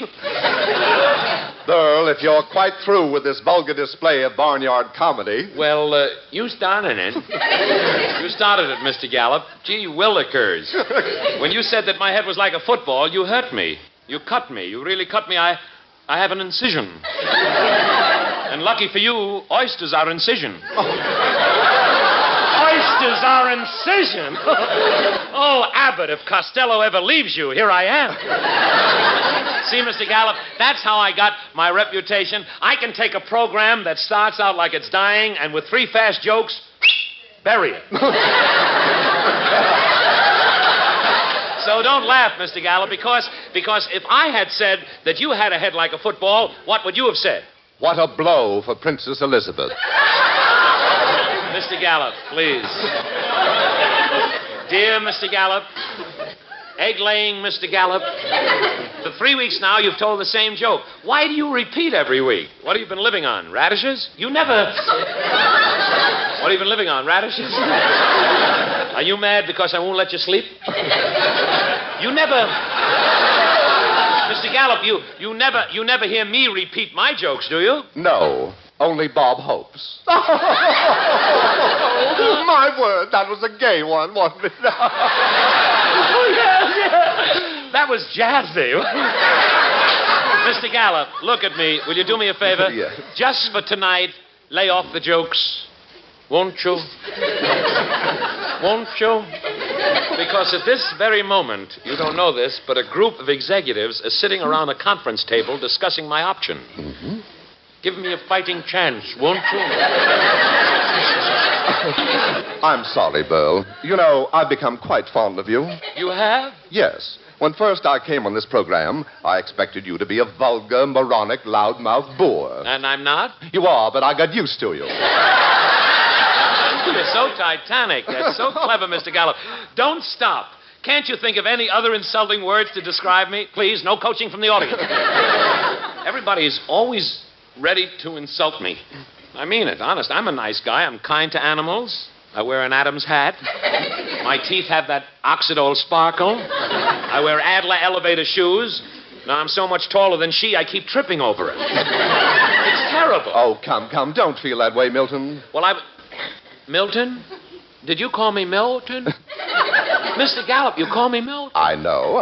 Gee, can I call you Frank? No. I just asked. I thought maybe we could be friends. Don't press your luck. No, Mr. Gallup, sir. Now get on with your program. Yes, Mr. Gallup, sir. Go ahead. Be funny. Drop dead, Mr. Gallup. What was that? I said, let's get ahead, Mr. Gallup. And we certainly will, as we salute the sport of the hour, King Football.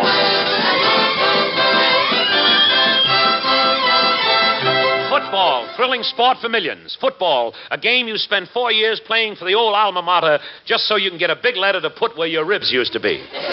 Yes, it's football.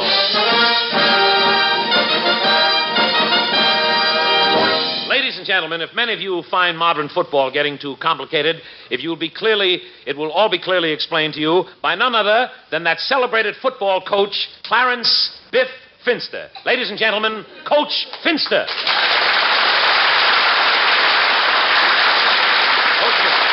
Thank you. Coach, would you answer some of the football questions written in by our listeners? Why, I would be quite terminated to give you the very best of my advice for toy, but receivers. But keep them short. Yes, I'll keep them short. Yes, sir. Here is a question from a gentleman in Scranton. He asks, what's the difference between the T formation and the double wingback? That's simple. It is? Yeah. You see, in the T formation, if you are the quarterback, you get the ball and you give it over to the guy who has his own flamer. Now, he doesn't know that you're going to reverse on the end because that's the way the lateral buck would have to get backwards for him, and you're definitely left with the tackle of your spearman. But don't let your end get out too far. All right. A lady in Des Moines writes, has anyone ever tried to fix college games? What a coincidence. You know, last year a gambler came up to me and said, Coach Finster, I would like to brace a Foreman Flay McClay for toil. He would like to brace a Cole McClay himself for toil. Who wouldn't? Well, I said to him, how dare you draze my grill, May? What, do I look like a frame? And would you believe it? What? Today, that man is a millionaire. Coach, look, before you leave, would you give your famous pep talk that you give your players between the halves? Gladly. All right. I say, men, I want you to go out there and Talmaroy with your finest of crape artillery. Give them the old Snoovenfly Talman. Remember, every cloud has a silver glide in each floor. Stand on your own two lives and blind. I can only tell you in the words of that great Gaelic Sir Henry Maddlesboy, who said, quote, keep up the spell, hit that mace pallet, grove the flag, unquote. Now, men, put on your gatkes, get into your trails, listen to that snivelers, and get out there and die for dear old Malman Clyde. Thank you, Coach Finster. Thank you.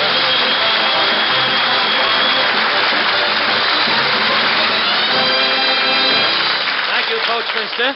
Ah, Mr. Gallup. On those crisp fall days when we hear the cheers of football fans, it brings back all of us memories of those golden college days. When you walked across the campus with that one and only girl as you sang down the old Ox Road. You will never find out where it is by looking at maps. With a little investigation, you'll discover perhaps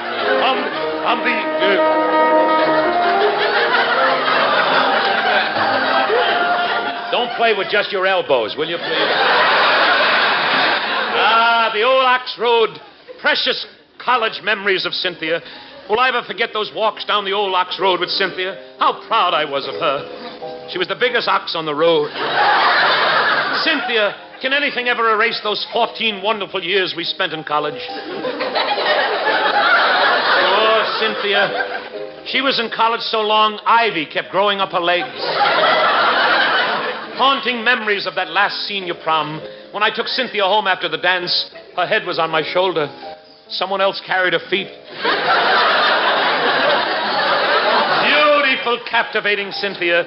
Yes, she dressed like the other co-eds. That sloppy Joe sweater, those sloppy white shoes, those sloppy bobby socks. But somehow on Cynthia they looked different. Sloppier. Remember the night that we quarreled, Cynthia? You took off my fraternity pin and you gave it back to me. Oh, what a mistake. You shouldn't have taken off that pin. That's what held up your overalls. That's what held up...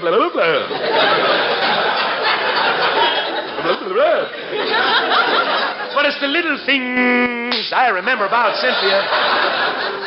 Her tinkling little laugh that night before the big game when they threw her on the bonfire. Yes, she was my old flame. But she made an ash of herself. So until they send her back to me, I'll travel alone down the old Ox Road.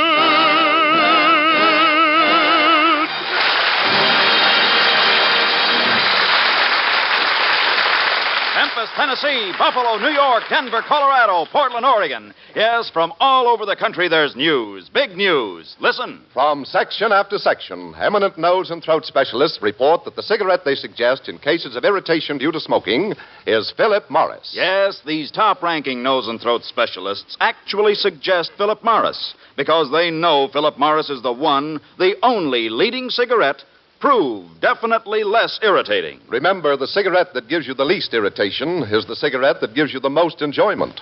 After all, it's pleasure, deep, rich pleasure, that counts in smoking. And the full measure of smoking pleasure is yours to enjoy day in, day out in Philip Morris. That's why we say, if every smoker knew what Philip Morris smokers know, they'd all change to Philip Morris, America's finest cigarette.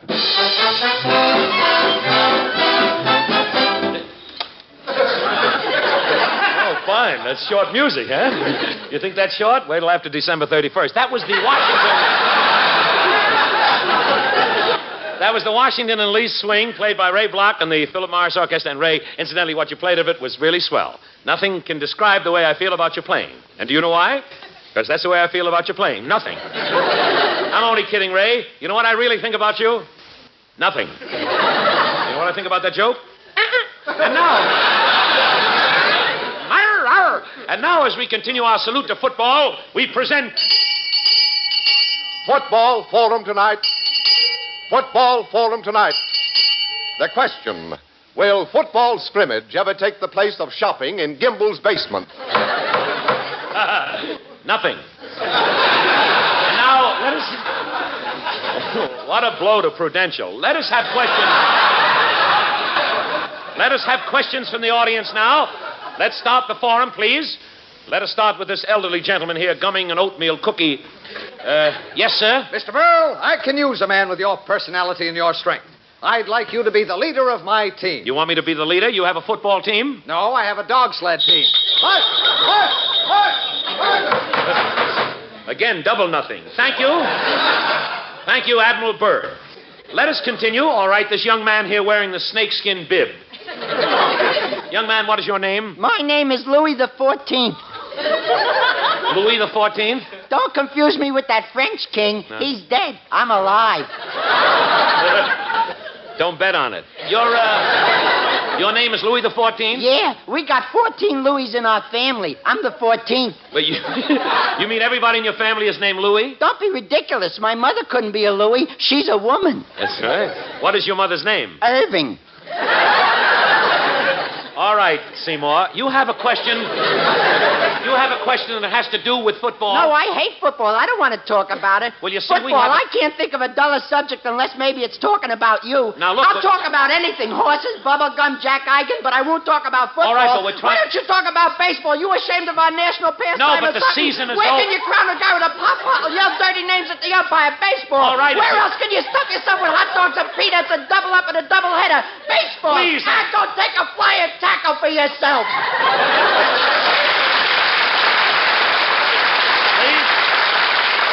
Let us get on to the ladies. All right, this lady in the aisle, burning leaves. What is your name, young lady? Tallulah Feeney, I'm a homemaker. I see. And you have a question that has to do with football? Yeah, how can I stop my husband from playing football? He's getting himself murdered, the stoop. Your husband gets hurt when he plays? Mauled. He even got a trick knee. He has a trick knee? It comes off. I understand. One day they brung him home. There was a big bone sticking out of the side of his head. Oh, that's terrible. What's terrible? It was only his nose. His nose? For a week he was smelling everything sideways. Gee, it must have been awful with his nose to one side. Are you kidding? It was the first time I was able to kiss him without getting stabbed. I see what you mean. And what do you think of him? Is he a good football player? He's a great kicker. Last week he kicked a football so far they couldn't find it. They couldn't find the ball? They couldn't find his toe. Well, that's dreadful. He comes home from them games all banged up with lumps all over his body. Lumps all over his body? It's like sleeping next to a sack of doorknobs. Has your husband ever starred in a game? Last week he was a big sensation. The coach said, Feeney, put on your helmet and run out in the field. He put on his helmet and was a big sensation? Yeah, that's all he wore. Thank you very much, Mrs. Feeney. Thank you. Thank you. Thank you. No forum on football would be complete without a representative of the toughest and most rugged of all leagues, professional football. Thus, it is a privilege to present at this time one of the truly great gridiron stars of the pro football ranks. That smashing, tearing, stampeding Goliath, Bronco Featherfield. Mr. Featherfield.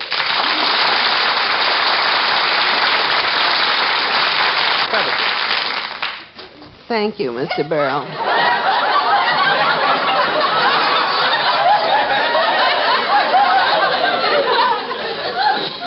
Thank you for giving me this golden opportunity for explaining the trials and tribulations of my glorious but greatly misunderstood profession. But Bronco, what professional football team do you play with? The Chicago Bears, the Los Angeles Rams, or the Philadelphia Eagles? The Pitkin Polecats. The Pitkin Polecats? Oh, we're a very strong team. I can imagine, yes. With the wind behind us, we can overpower anybody. I believe it, Bronco. It must take great courage to play professional football. Doesn't it, though, Mr. Burrow? Last Sunday, I caught a kickoff, and there, pounding down the field at me, were 11 huge men. I had to call on my manhood. What happened? No answer. Mr. Featherfield, why did you get into professional football? My wife likes me to be near her. Oh, I see. Your wife is a great fan? She's the fullback. Wait, but your wife is a fullback? In every sense of the word. I see what you mean. Both of you in football, your home life must be congenial. Yes, my wife is always practicing. All day long, she tackled the dummy. Yes? Then I get up and she tackles me again. Well, tell us something of your own exploits, Bronco.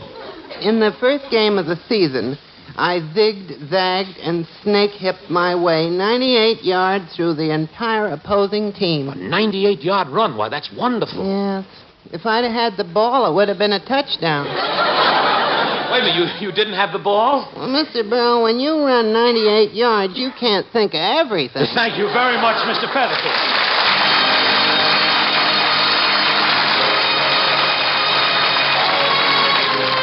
Now here's our young singing star, Dick Farney, to sing at Mimi. On the Rue de la Paix, there was once a cabaret, and Mimi. As the night went along, there was suddenly a song, and Mimi. All the world seemed to say that they loved the cabaret and Mimi.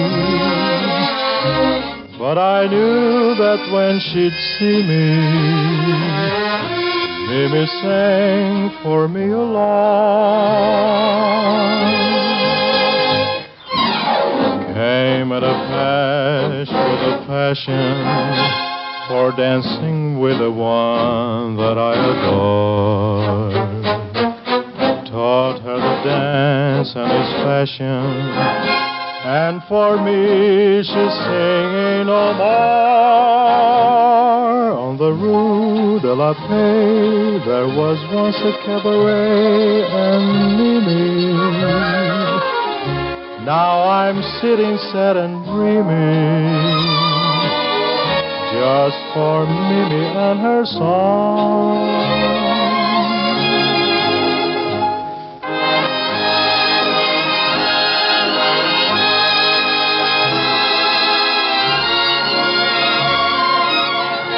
Now I'm sitting sad and dreaming, just for Mimi and her song.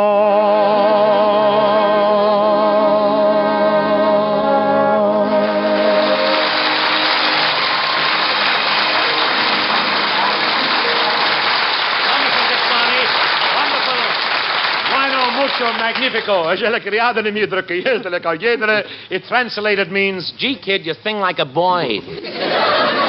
You know Mr. Gallup? I know him well. Oh, that's good. Oh, that's clever. That's so cute. Come, Burl. We laid an egg. Let's not stand around cackling over it. Oh, you did, didn't you?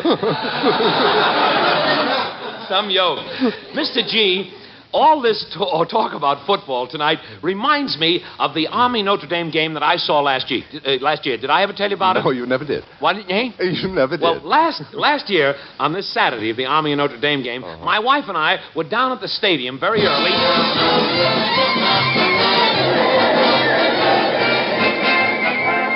Ticket, hold your own ticket. Milton, imagine standing in line here a whole hour before the game. I'm just making sure, darling, that I don't miss anything. It took me a year to get these Notre Dame tickets. I had to write to Pat O'Brien personally. Boy, watch those fighting Irish murder the Army. I'm for the Army. I think it's sweet of them to have that girl on the team, Blanche Davis. That's Blanchard and Davis. Oh, we're here at the gate. Well, look at that line behind us. I'm glad we got here. Tickets. Oh, yes, the tickets. Quick. Well, darling, where are the tickets? I have them here in my purse. Well, quick, give me the purse. Milton, you're spilling it. Look out.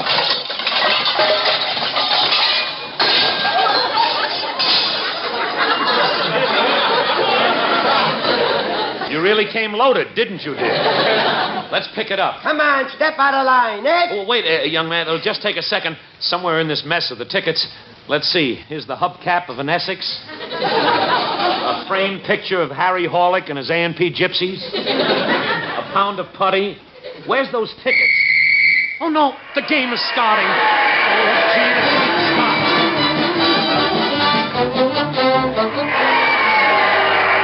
That was Blanchard through the line for 6 yards, brought down by Wishnutchetnikov Oblomovitz of the Irish.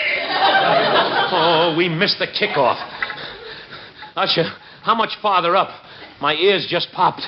Here are your seats, sir. Number 1 and 2, row double Z. Wait, there's people sitting in our seats. I'll handle this. Hey, you, let me see your tickets. Tickets. Go away. I don't want no tickets. Scram. Come on, you Dodgers!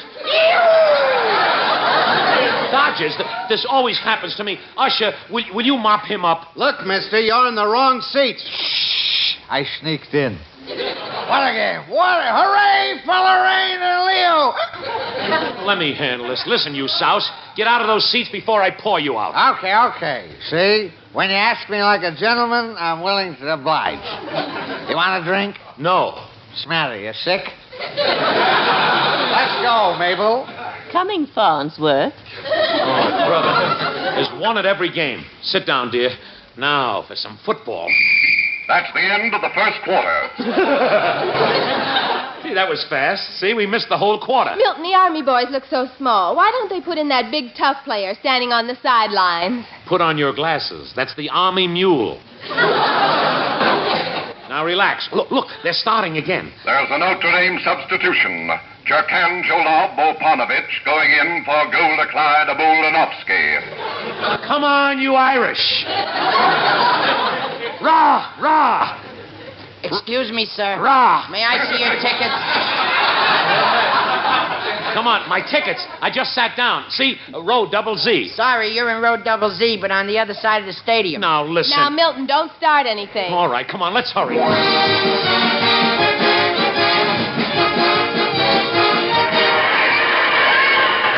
That was Davis around end for 3 yards, brought down by Sinkalos Otsabutsatelli of the Irish.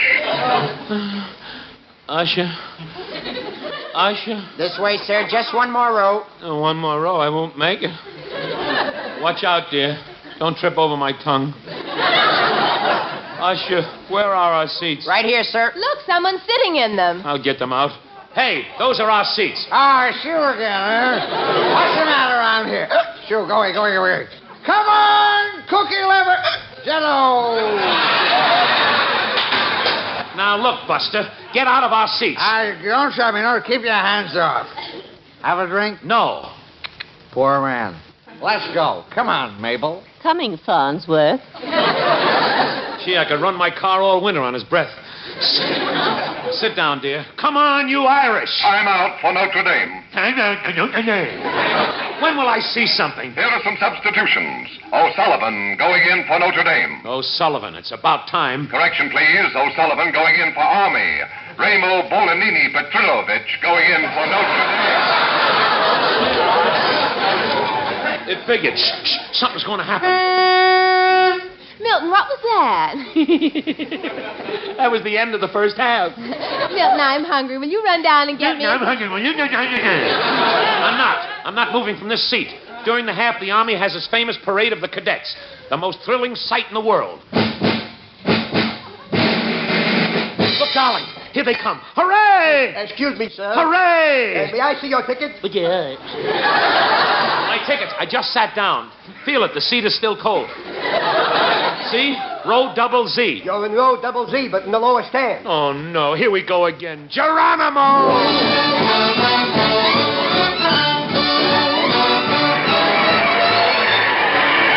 Davis of Army is brought down by O'Houlihan, also of Army.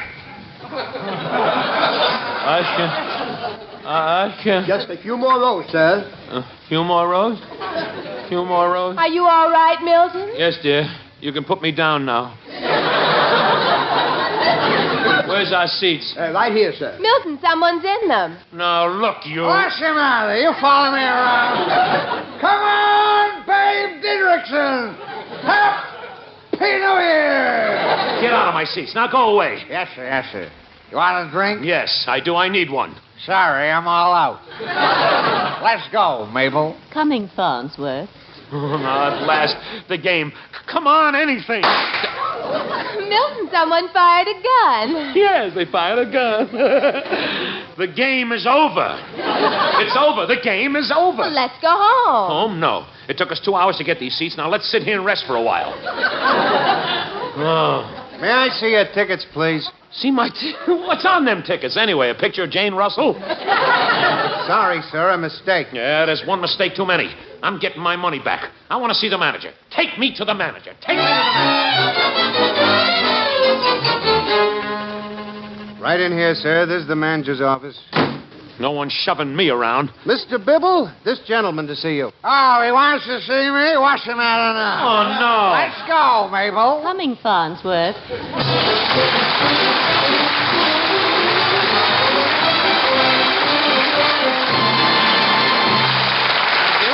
Thank you, folks. I'll be back just as soon as I can get out of this crew haircut. In the meantime... Remember this. You're twice as sure of twice the pleasure when you smoke Philip Morris. And here's why. First, you enjoy the pleasure of smoking the world's finest premium tobaccos, mellow and mild and superbly blended.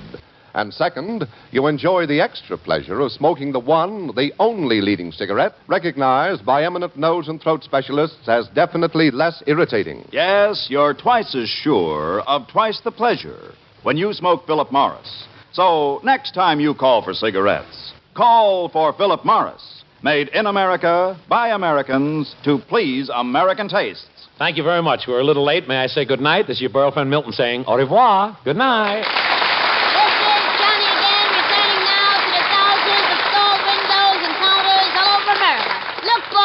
I'll be waiting for you. Come in and call for Philip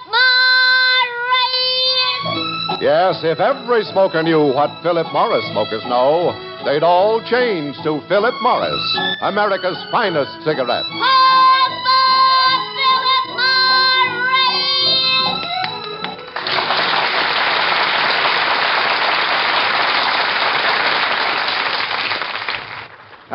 Hello, testing, 1, 2, 3, 4, 5. That's it, 5. Pipe smokers, try Revelation Pipe Tobacco, a smooth blend of 5 tobaccos. Yes, relax, take 5, take Revelation of fine pipe tobacco. The Milton Berle Show was written by Nat Hiken and Evan Rubin. This is Frank Gallup saying good night.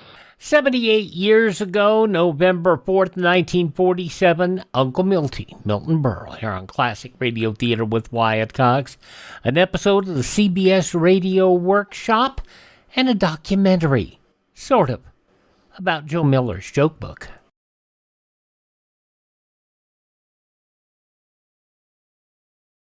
Let's look ahead to 1966, and there you are in your beautiful new home. You've got automatic gadgets everywhere. There's a sparkling new dream car in your garage. The youngsters are in a fine college. All's right with the world. Is this just an idle dream? No, this is a real future that you can start building right now. A secure, carefree, prosperous future built with United States savings bonds. In 10 years, you'll get back $4 for every $3 you've invested. Join the payroll savings plan where you work, or buy bonds where you bank. Start in 1956 to make 1966 the beginning of the golden years.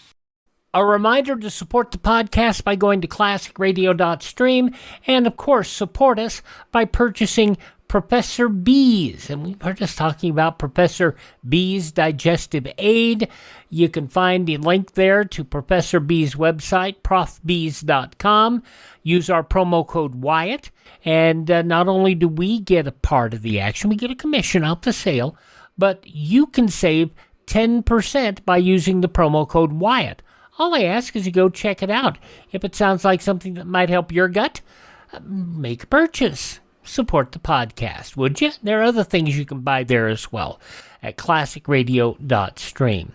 Let's go now to 69 years ago, November 4th, 1956, the CBS Radio Workshop and Joe Miller's joke book. From Hollywood, the CBS Radio Workshop. A funny thing happened to me on the way to the studio. I met a woman who sleeps with cats. A woman who sleeps with cats? Yeah, Mrs. Cat. CBS Radio presents the CBS Radio Workshop, dedicated to man's imagination, the theater of the mind. This afternoon, the workshop examines another little understood aspect of man's behavior, humor, in Colloquy 4, the Joe Miller Joke Book, produced in Hollywood by William N. Robeson and conducted by Dr. Frank C. Baxter, professor of English literature at the University of Southern California. Dr. Baxter.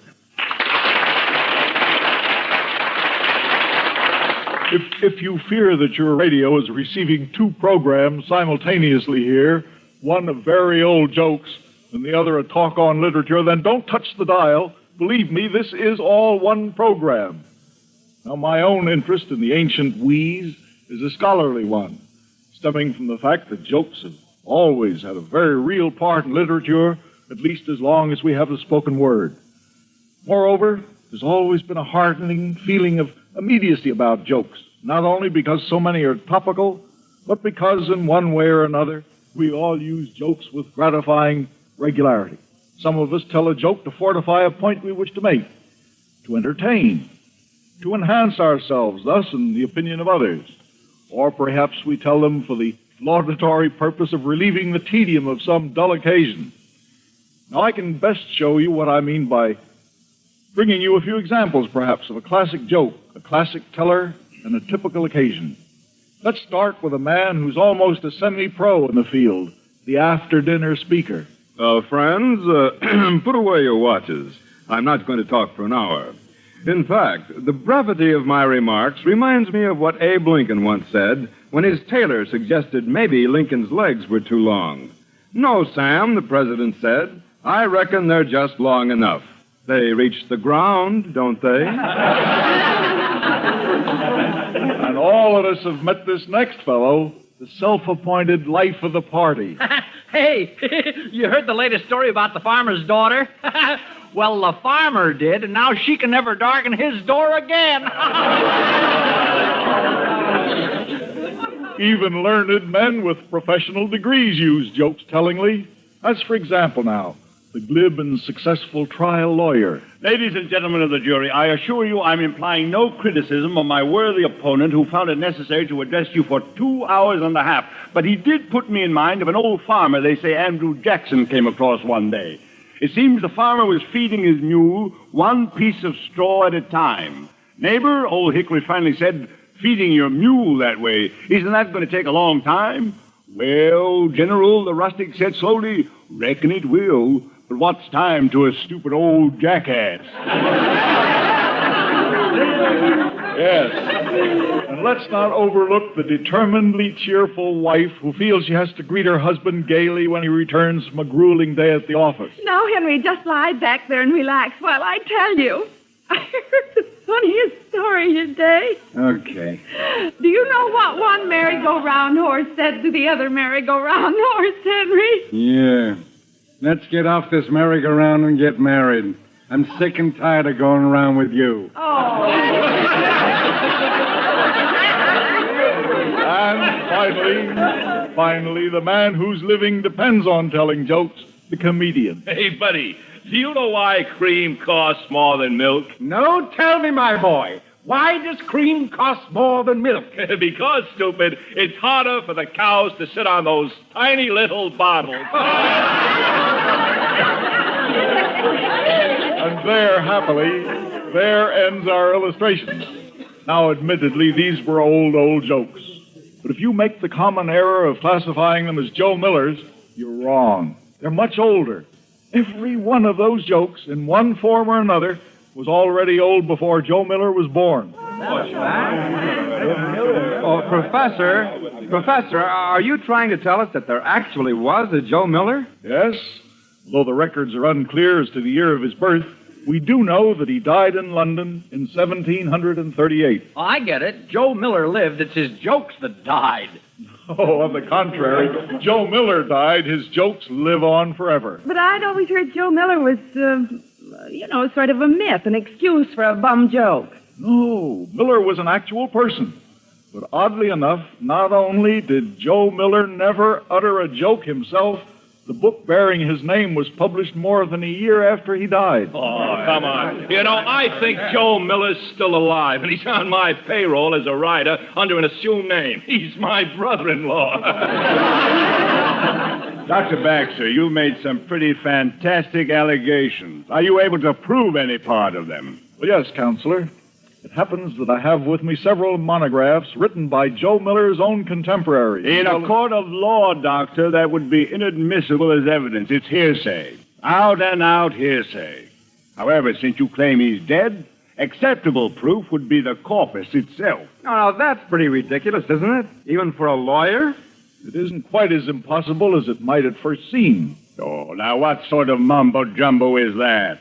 Either you can produce Joe Miller or you cannot. Yeah, that's right. You know, I don't see why I shouldn't try to produce him in this Bridie Murphy age of supersonic animation, automation, mechanical brains, technology more baffling than Merlin. Even though I do not pretend myself to be a pure scientist, merely a sometime student, this cause is a worthy one, and the end, if I succeed in materializing Joe Miller, merits the means. And the means are never very far away these days. Now, here beside me, I just happen to have a mammoth mechanical brain. I insert this punch card in it. I depress button A, so. I throw the switch marked go, go, go. And behold, we get... Joe Miller here. Can you read me? Yes, Joe, we read you 5 by 5. This is Dr. Frank Baxter of the University of Southern California. Ah, yes, Doctor. Is there some service I am able to perform for you? Some forgotten speech of Will Shakespeare's or Ben Jonson, perchance? No, Joe, not today. But right now, I'd like you to drop down here. It is down, isn't it, Joe? There it is. Good. Well, then, would you drop down for a few moments? Provide the answers to the questions I have for you? Well, so be it, good doctor. Can you direct me to your meeting place? Well, now, let's see. Let me focus. Yes. Now, go past that first thunderhead on the left. Turn sharp at that fluffy gathering of cumulus, and then slide down the slightly tarnished rainbow. Straight ahead. Ah, yes, friend Baxter. I see it now. Roger, Wilco, and out.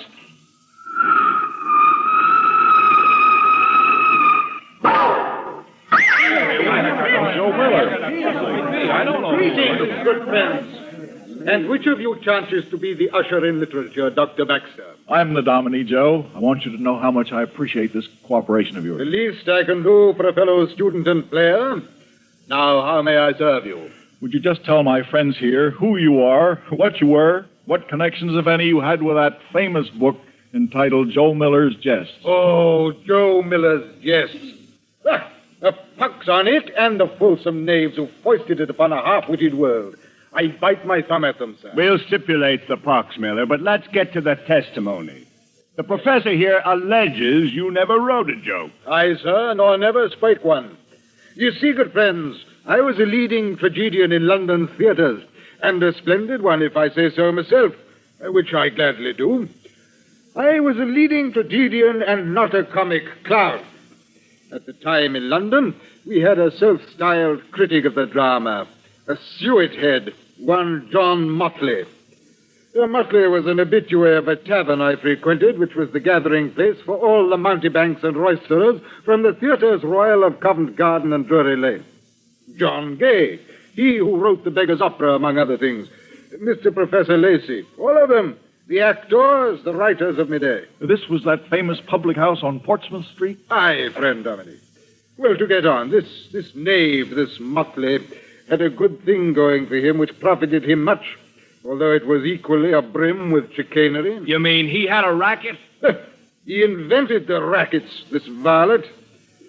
Would an actor buy Motley all the ale and sack he could hold, Motley in turn would publish glowing notices on the players' performances. A trap into which I would not fall. Good for you, Mr. Miller. Thanks, madam. And here, perhaps, it is best I explain that my chiefest misfortune was the maid I had wed, my wife. Comely, but a complete shrew. So perhaps you can understand that after an evening's performance I would repair to the tavern, spurning Motley and his noisome companions, and sit alone at the table the Boniface reserved for me exclusively, dreading the hour when I must return to my home and Dame Miller. So all right already. Then what happened? Well, after my constant rebuffs, by his good opinion, Motley became so enraged he determined he would shame me or ruin my repute as a leading tragedian. So, one day when he came upon an ancient jest, so creaky of the joint it was repulsive, he determined his chance to destroy me had come. He waited until every turn... Friends, imbibers, and countrymen, lend me your ears. I have a jest to tell you. A rib tickler just told me about that ever-popular tragedian, none other than Joe Miller. Joe Miller? Here is the jape as Miller told it to me. A man asked his neighbor, but late married to a widow, how he agreed with his wife. Marvelous well, the neighbor replied, when I am merry, she is merry. When I am sad, she is sad. But when I go out, I am merry to go from her. And when I return, she is sad to see me. Thus, instead of being greeted with groans and catcalls, Muttley was filled with amaze to find he had evoked gales of leg-slapping laughter. Bitter and baffled, he managed to get aside John Gay and beseeched him to explain this unexpected outburst of mirth. Holding his sides, Gay managed his explanation. Oh, friend Motley, don't you see? It isn't a horrid jest. What makes it comical is that a vinegar visage like that henpecked Miller should tell it. Aye, Motley, that's what makes it funny. Joe Miller telling any joke. And there I was, hoist by Muttley's own petard. They didn't blame you for the bad joke, Mr. Miller? Nay, madam, to the contrary.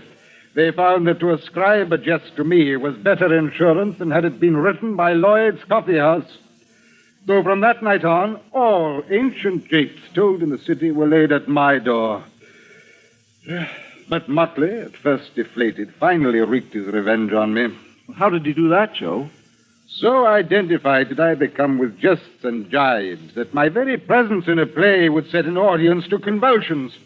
And since I was a tragedian, soon no theatrical manager in London would give me employ. I died not too long after, a broken man. Well, granting all that, you still haven't explained that book bearing your name. Aye, I come now to that, sirrah. Upon my demise, one Thaddeus Reed, a shrewd publisher of folios, sought out Muttley and proposed he collect the deadliest of the jokes being told and publish them as Joe Miller's. Muttley refused to have anything to do with the publication which might perpetuate my name until Reed tempted him with visions of heady profits. Muttley, lend ear to me. There is a fortune in the book of jests. I will not be associated with Joe Miller, that penurious, unfriendly, untalented... Not for, say, £100. Not for £1,000. How much, friend Reed? From a book of jokes? I know not, except the rewards are limitless. Recall you Miles Coverdale's Bible, published in 1535. Oh, yes? Coverdale obtained the funds to publish the Bible by issuing a collection of jokes 9 years earlier. The one he clept 100 Merry Tales.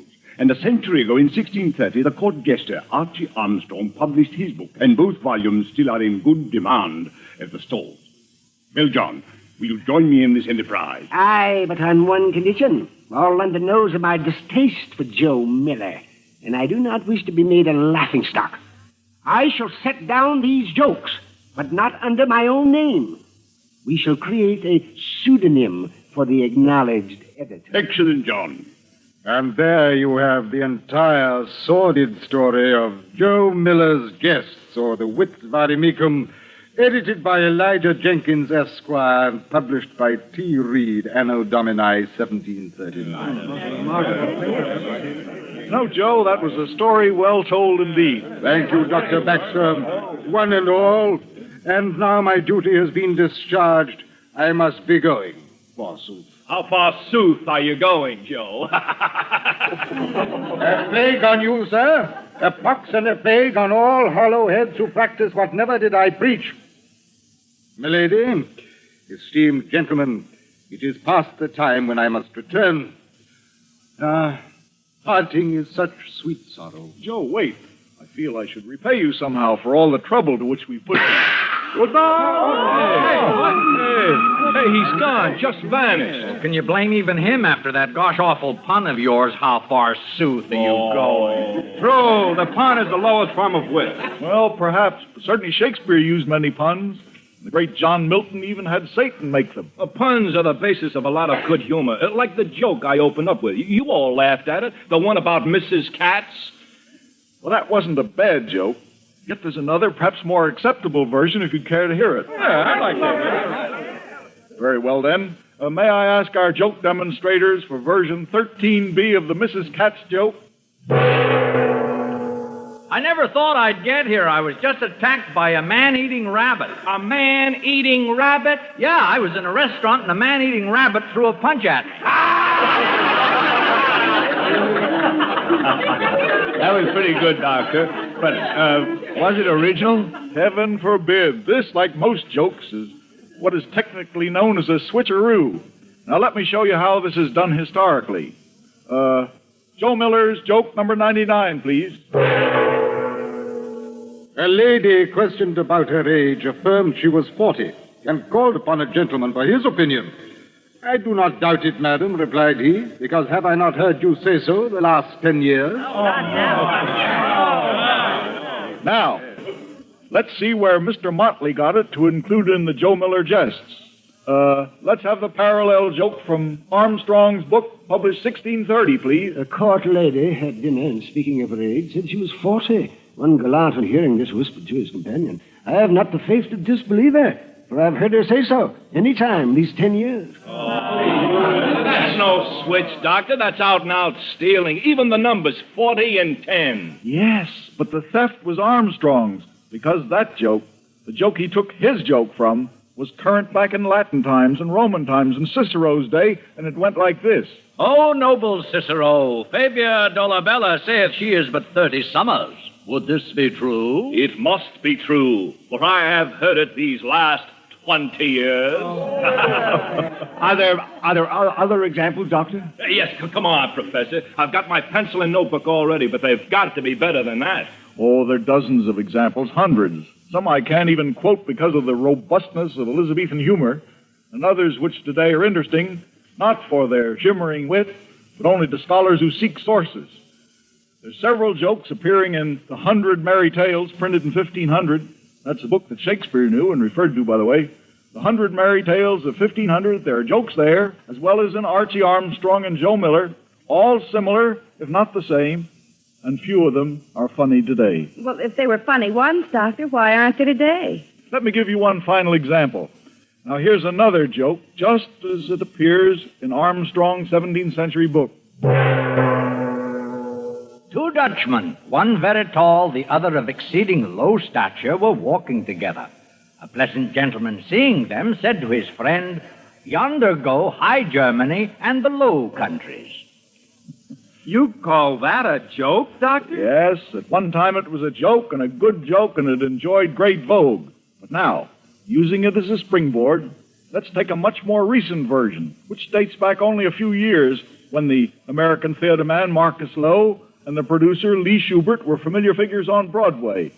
Now, Marcus Lowe and Lee Shubert happened to pass one day, and this was their greeting. Hi, Lee. Hi, Lowe.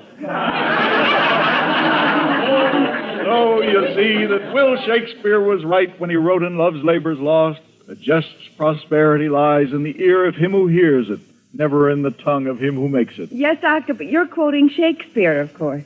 Haven't you a theory of your own about what's funny and why? Well, as a matter of fact, I have a lot of theories. This is a dangerous business. Now, if one of you will be good enough to move that chopping block a little closer, I'll loosen my collar and lay my neck on the block. Okay, Professor. Let's not keep a frantic world in suspenders waiting for it. Let's have it. Have you given your theory a name, Doctor? Well, I suppose so. It seems to me, by the way, that when we laugh, most of the time, we laugh at someone who is doing something we'd like to do. We're all so inhibited and ruled and regulated by laws that whenever we see any person getting off second base safely, doing something that we'd like to do and can't, we acknowledge with a warm satisfaction of laughter the existence of one of our fellows who for a moment gets free. We say often to ourselves, I wish I'd said that. I wish I had done that. Or I wish I'd seen that. You might call this the I wish I theory.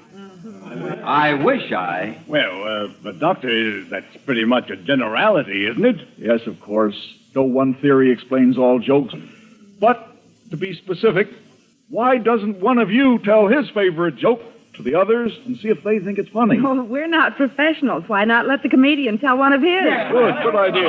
Okay. Let's take this one. The scene is an asylum. An inmate is looking over the wall, watching the gardener work.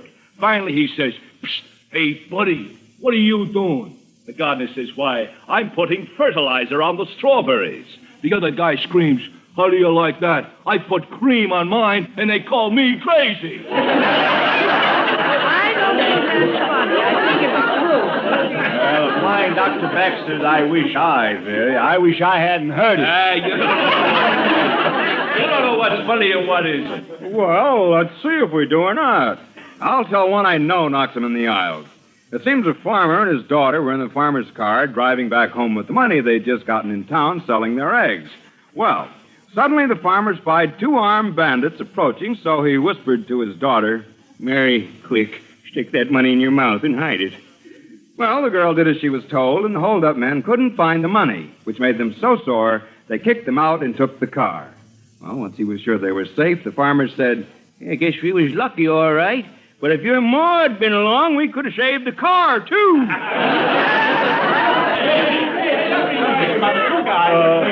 Gentlemen, can't we have some order here? Gentlemen, please, some decorum, if you will.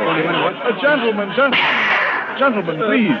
Dr. Baxter, could I speak with you a moment, good professor? Why, Joe Miller, back again. What brings you back, Joe? I heard this idiotic argument, and I came back to assure you it was none of my doing, sir. Of course it isn't, but I'm glad you're back.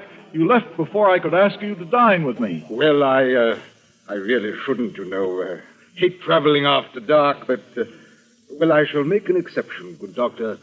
Been so deuced long since I've had any solid food, and, what shall the menu be? Well, now, how would a steak this thick, strike you? Perfection itself, but bread. Well, let's see. Do go. Then perhaps a salad of tossed California greens? Oh, the very words fairly titillate the gastric juices. And what shall we have with the coffee, then? Why, anything you choose, Joe. Would you have strawberries, Doctor? You have all the strawberries your heart desires. Oh, not for me, good friend, though. Strawberries for you. Why, Joe? Why strawberries for me? Because I want to see what you put on your strawberries. Well, that's it, good friends. Joe Miller's jests, so the wits wadi mecum. Oh, may Joe and his jests both leave us and rest in peace.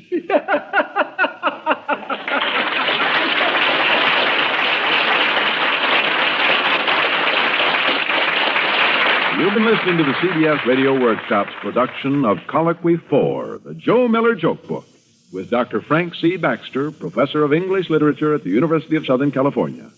Colloquy 4 was written, directed in Hollywood by Paul Franklin. Included in the cast were Virginia Gregg, Joe Kearns, Peter Leeds, Ben Wright, Dawes Butler, Howard McNear, Jay Novello, and Joe Forte. Sound effects by Gus Bays.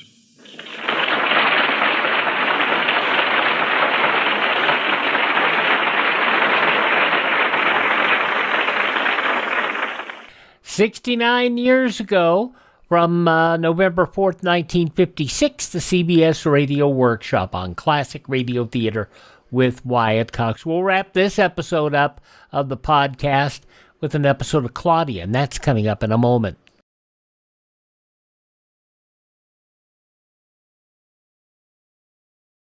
You know, this is still the season for carefree holidays and vacations.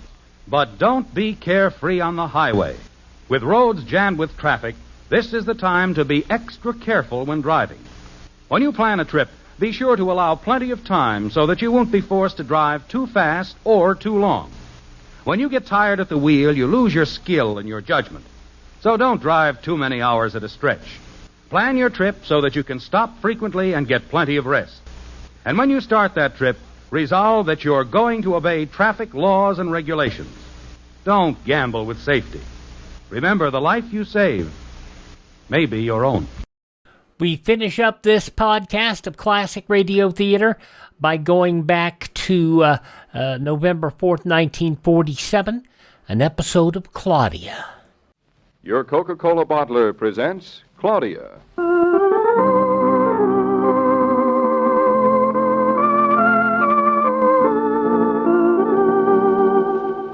Claudia, based on the original stories by Rose Franken. Brought to you, transcribed, Monday through Friday by your friendly neighbor who bottles Coca-Cola. Relax, and while you're listening, refresh yourself. Have a Coke.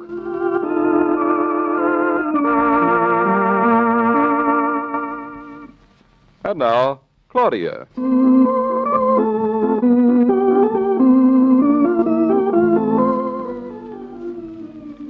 David, what time did Roger say he'd be here? I like having company. About 8:30, maybe a little later.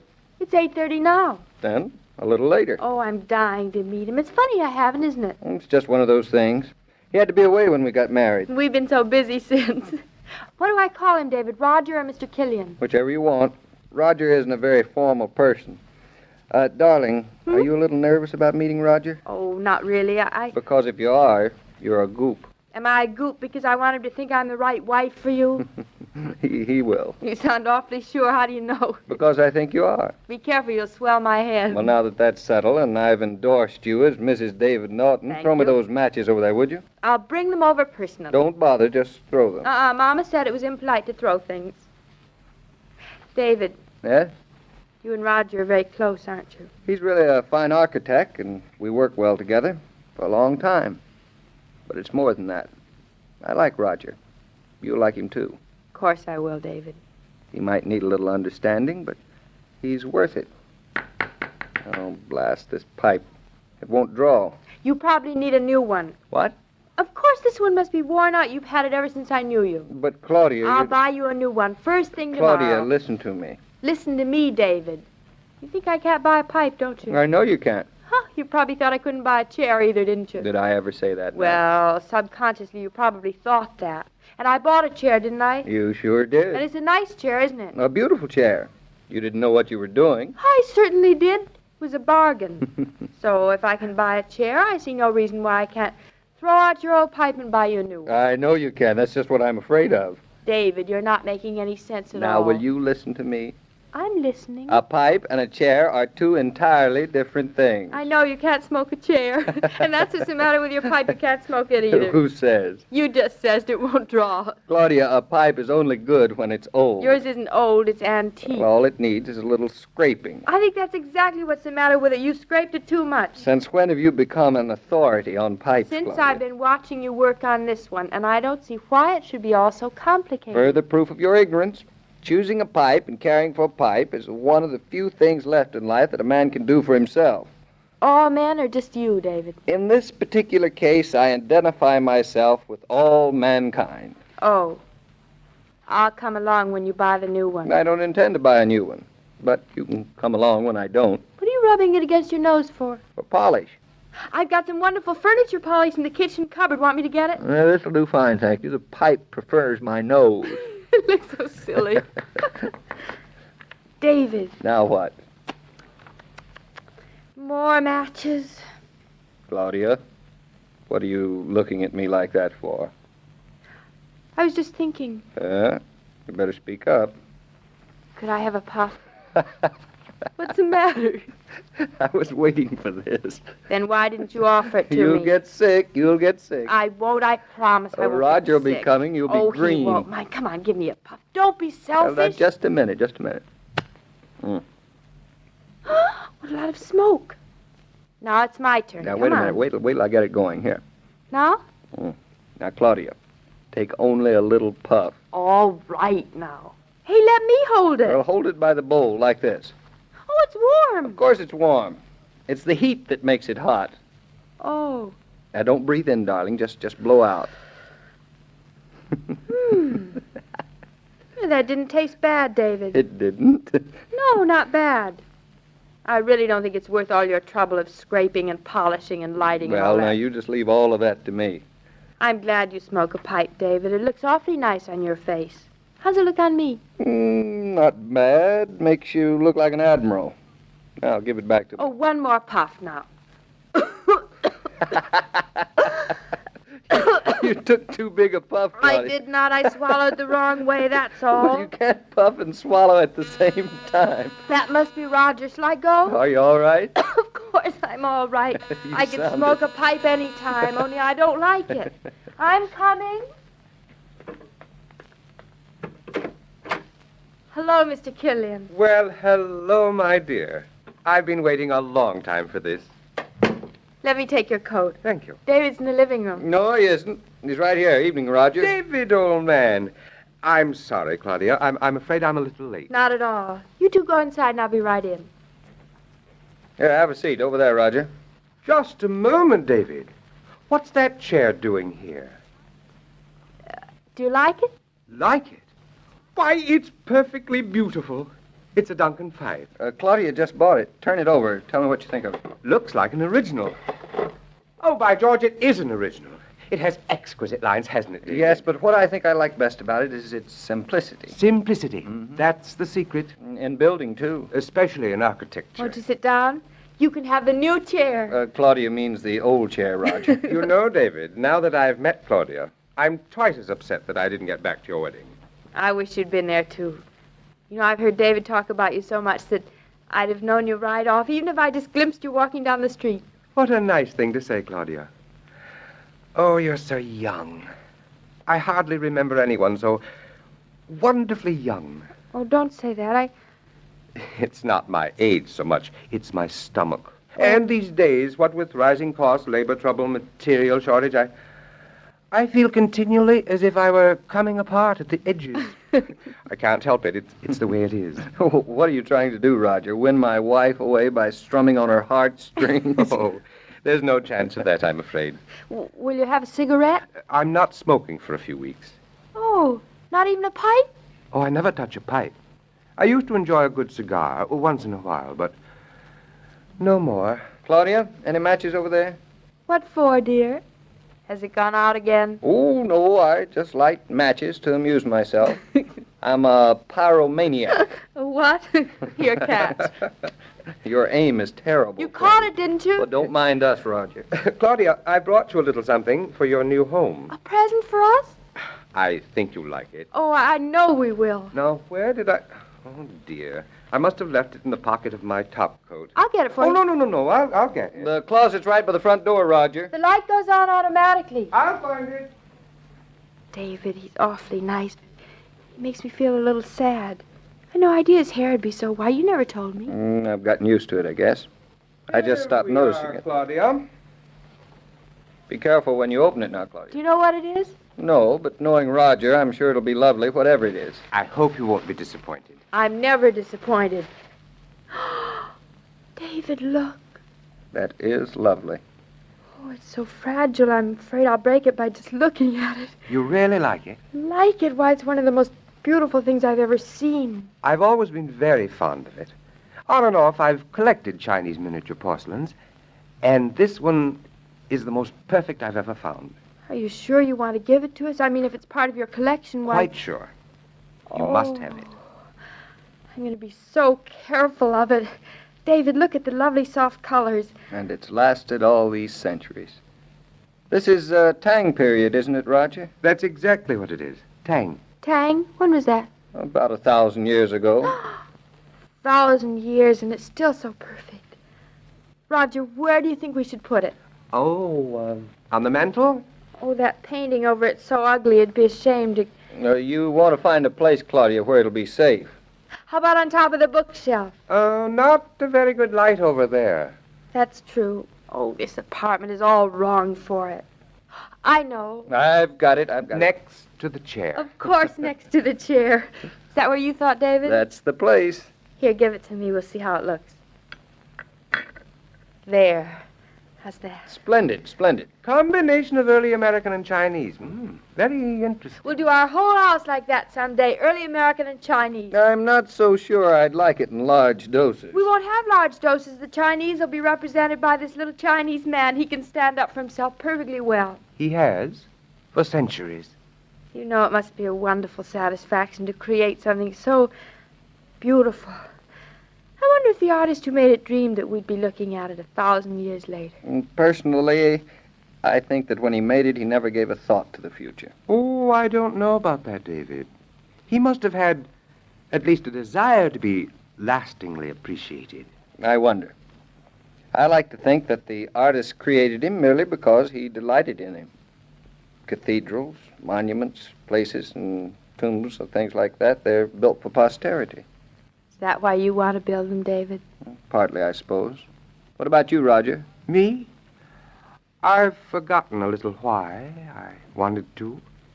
It's all gotten so complicated.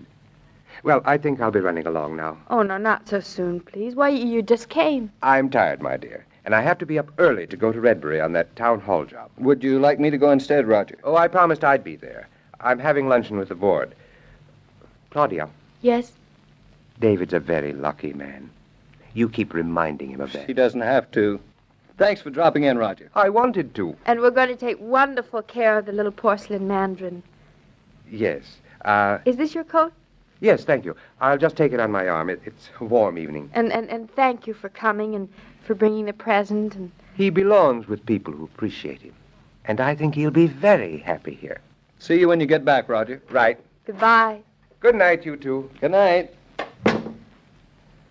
Oh, David, I'm so glad we're us. I am, too. He's nice, you know. I like him.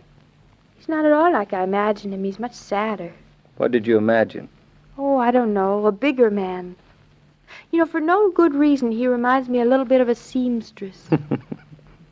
I know what you mean. Push over and make room for me. Sofas are meant for two people. I'm pushed. I can hardly believe he has 3 sons. Grown up, too. I'd have thought he'd have daughters. It's a 50-50 chance, you know. David, Hmm? look at the porcelain mandarin. Isn't he beautiful next to our chair? Beautiful. Claudia, can you reach my David. pipe over there? You're not going to start with that pipe all over again, are you? Are you jealous of my pipe, Mrs. Norton? Terribly jealous of your pipe, Mr. Norton. It's so late.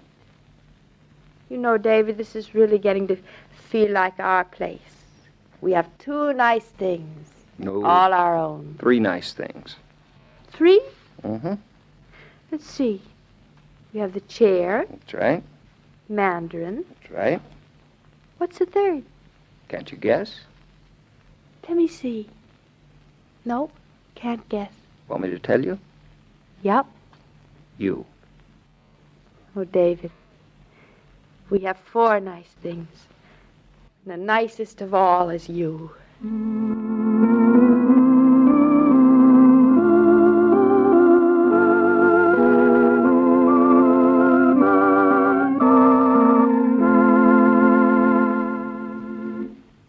The story material used in this broadcast of Claudia was under the supervision of Rose Franken and William Brown Maloney.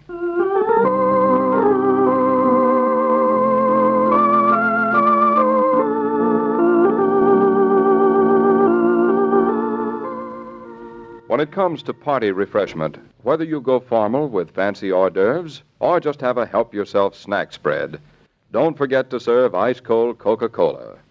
It's easy to keep Coke on hand now. Chances are your favorite food store can supply you with a carton or even a case whenever you ask him.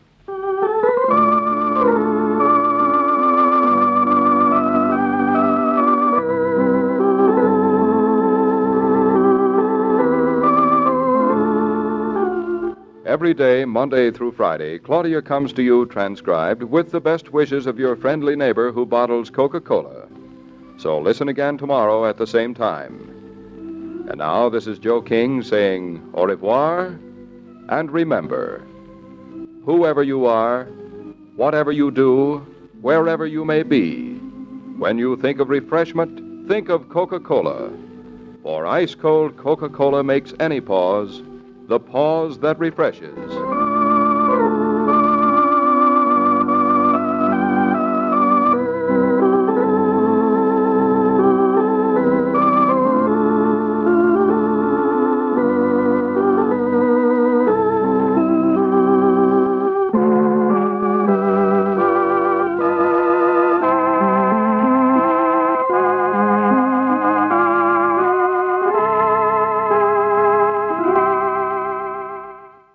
"78 years ago, November 4th, 1947, Claudia, here on Classic Radio Theater with Wyatt Cox. Tomorrow, John Daner as Isherwood in Escape, Earth Abides, the first half of a 2-parter. The second part we will have next Wednesday, as we mentioned earlier.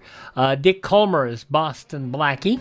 We will also have Dangerous Assignment, Nick Carter, Master Detective, and another episode of Claudia. Hope you'll be with us. Thank you for being with us today. For more Classic Radio Theater, see you tomorrow. I'm Wyatt Cox.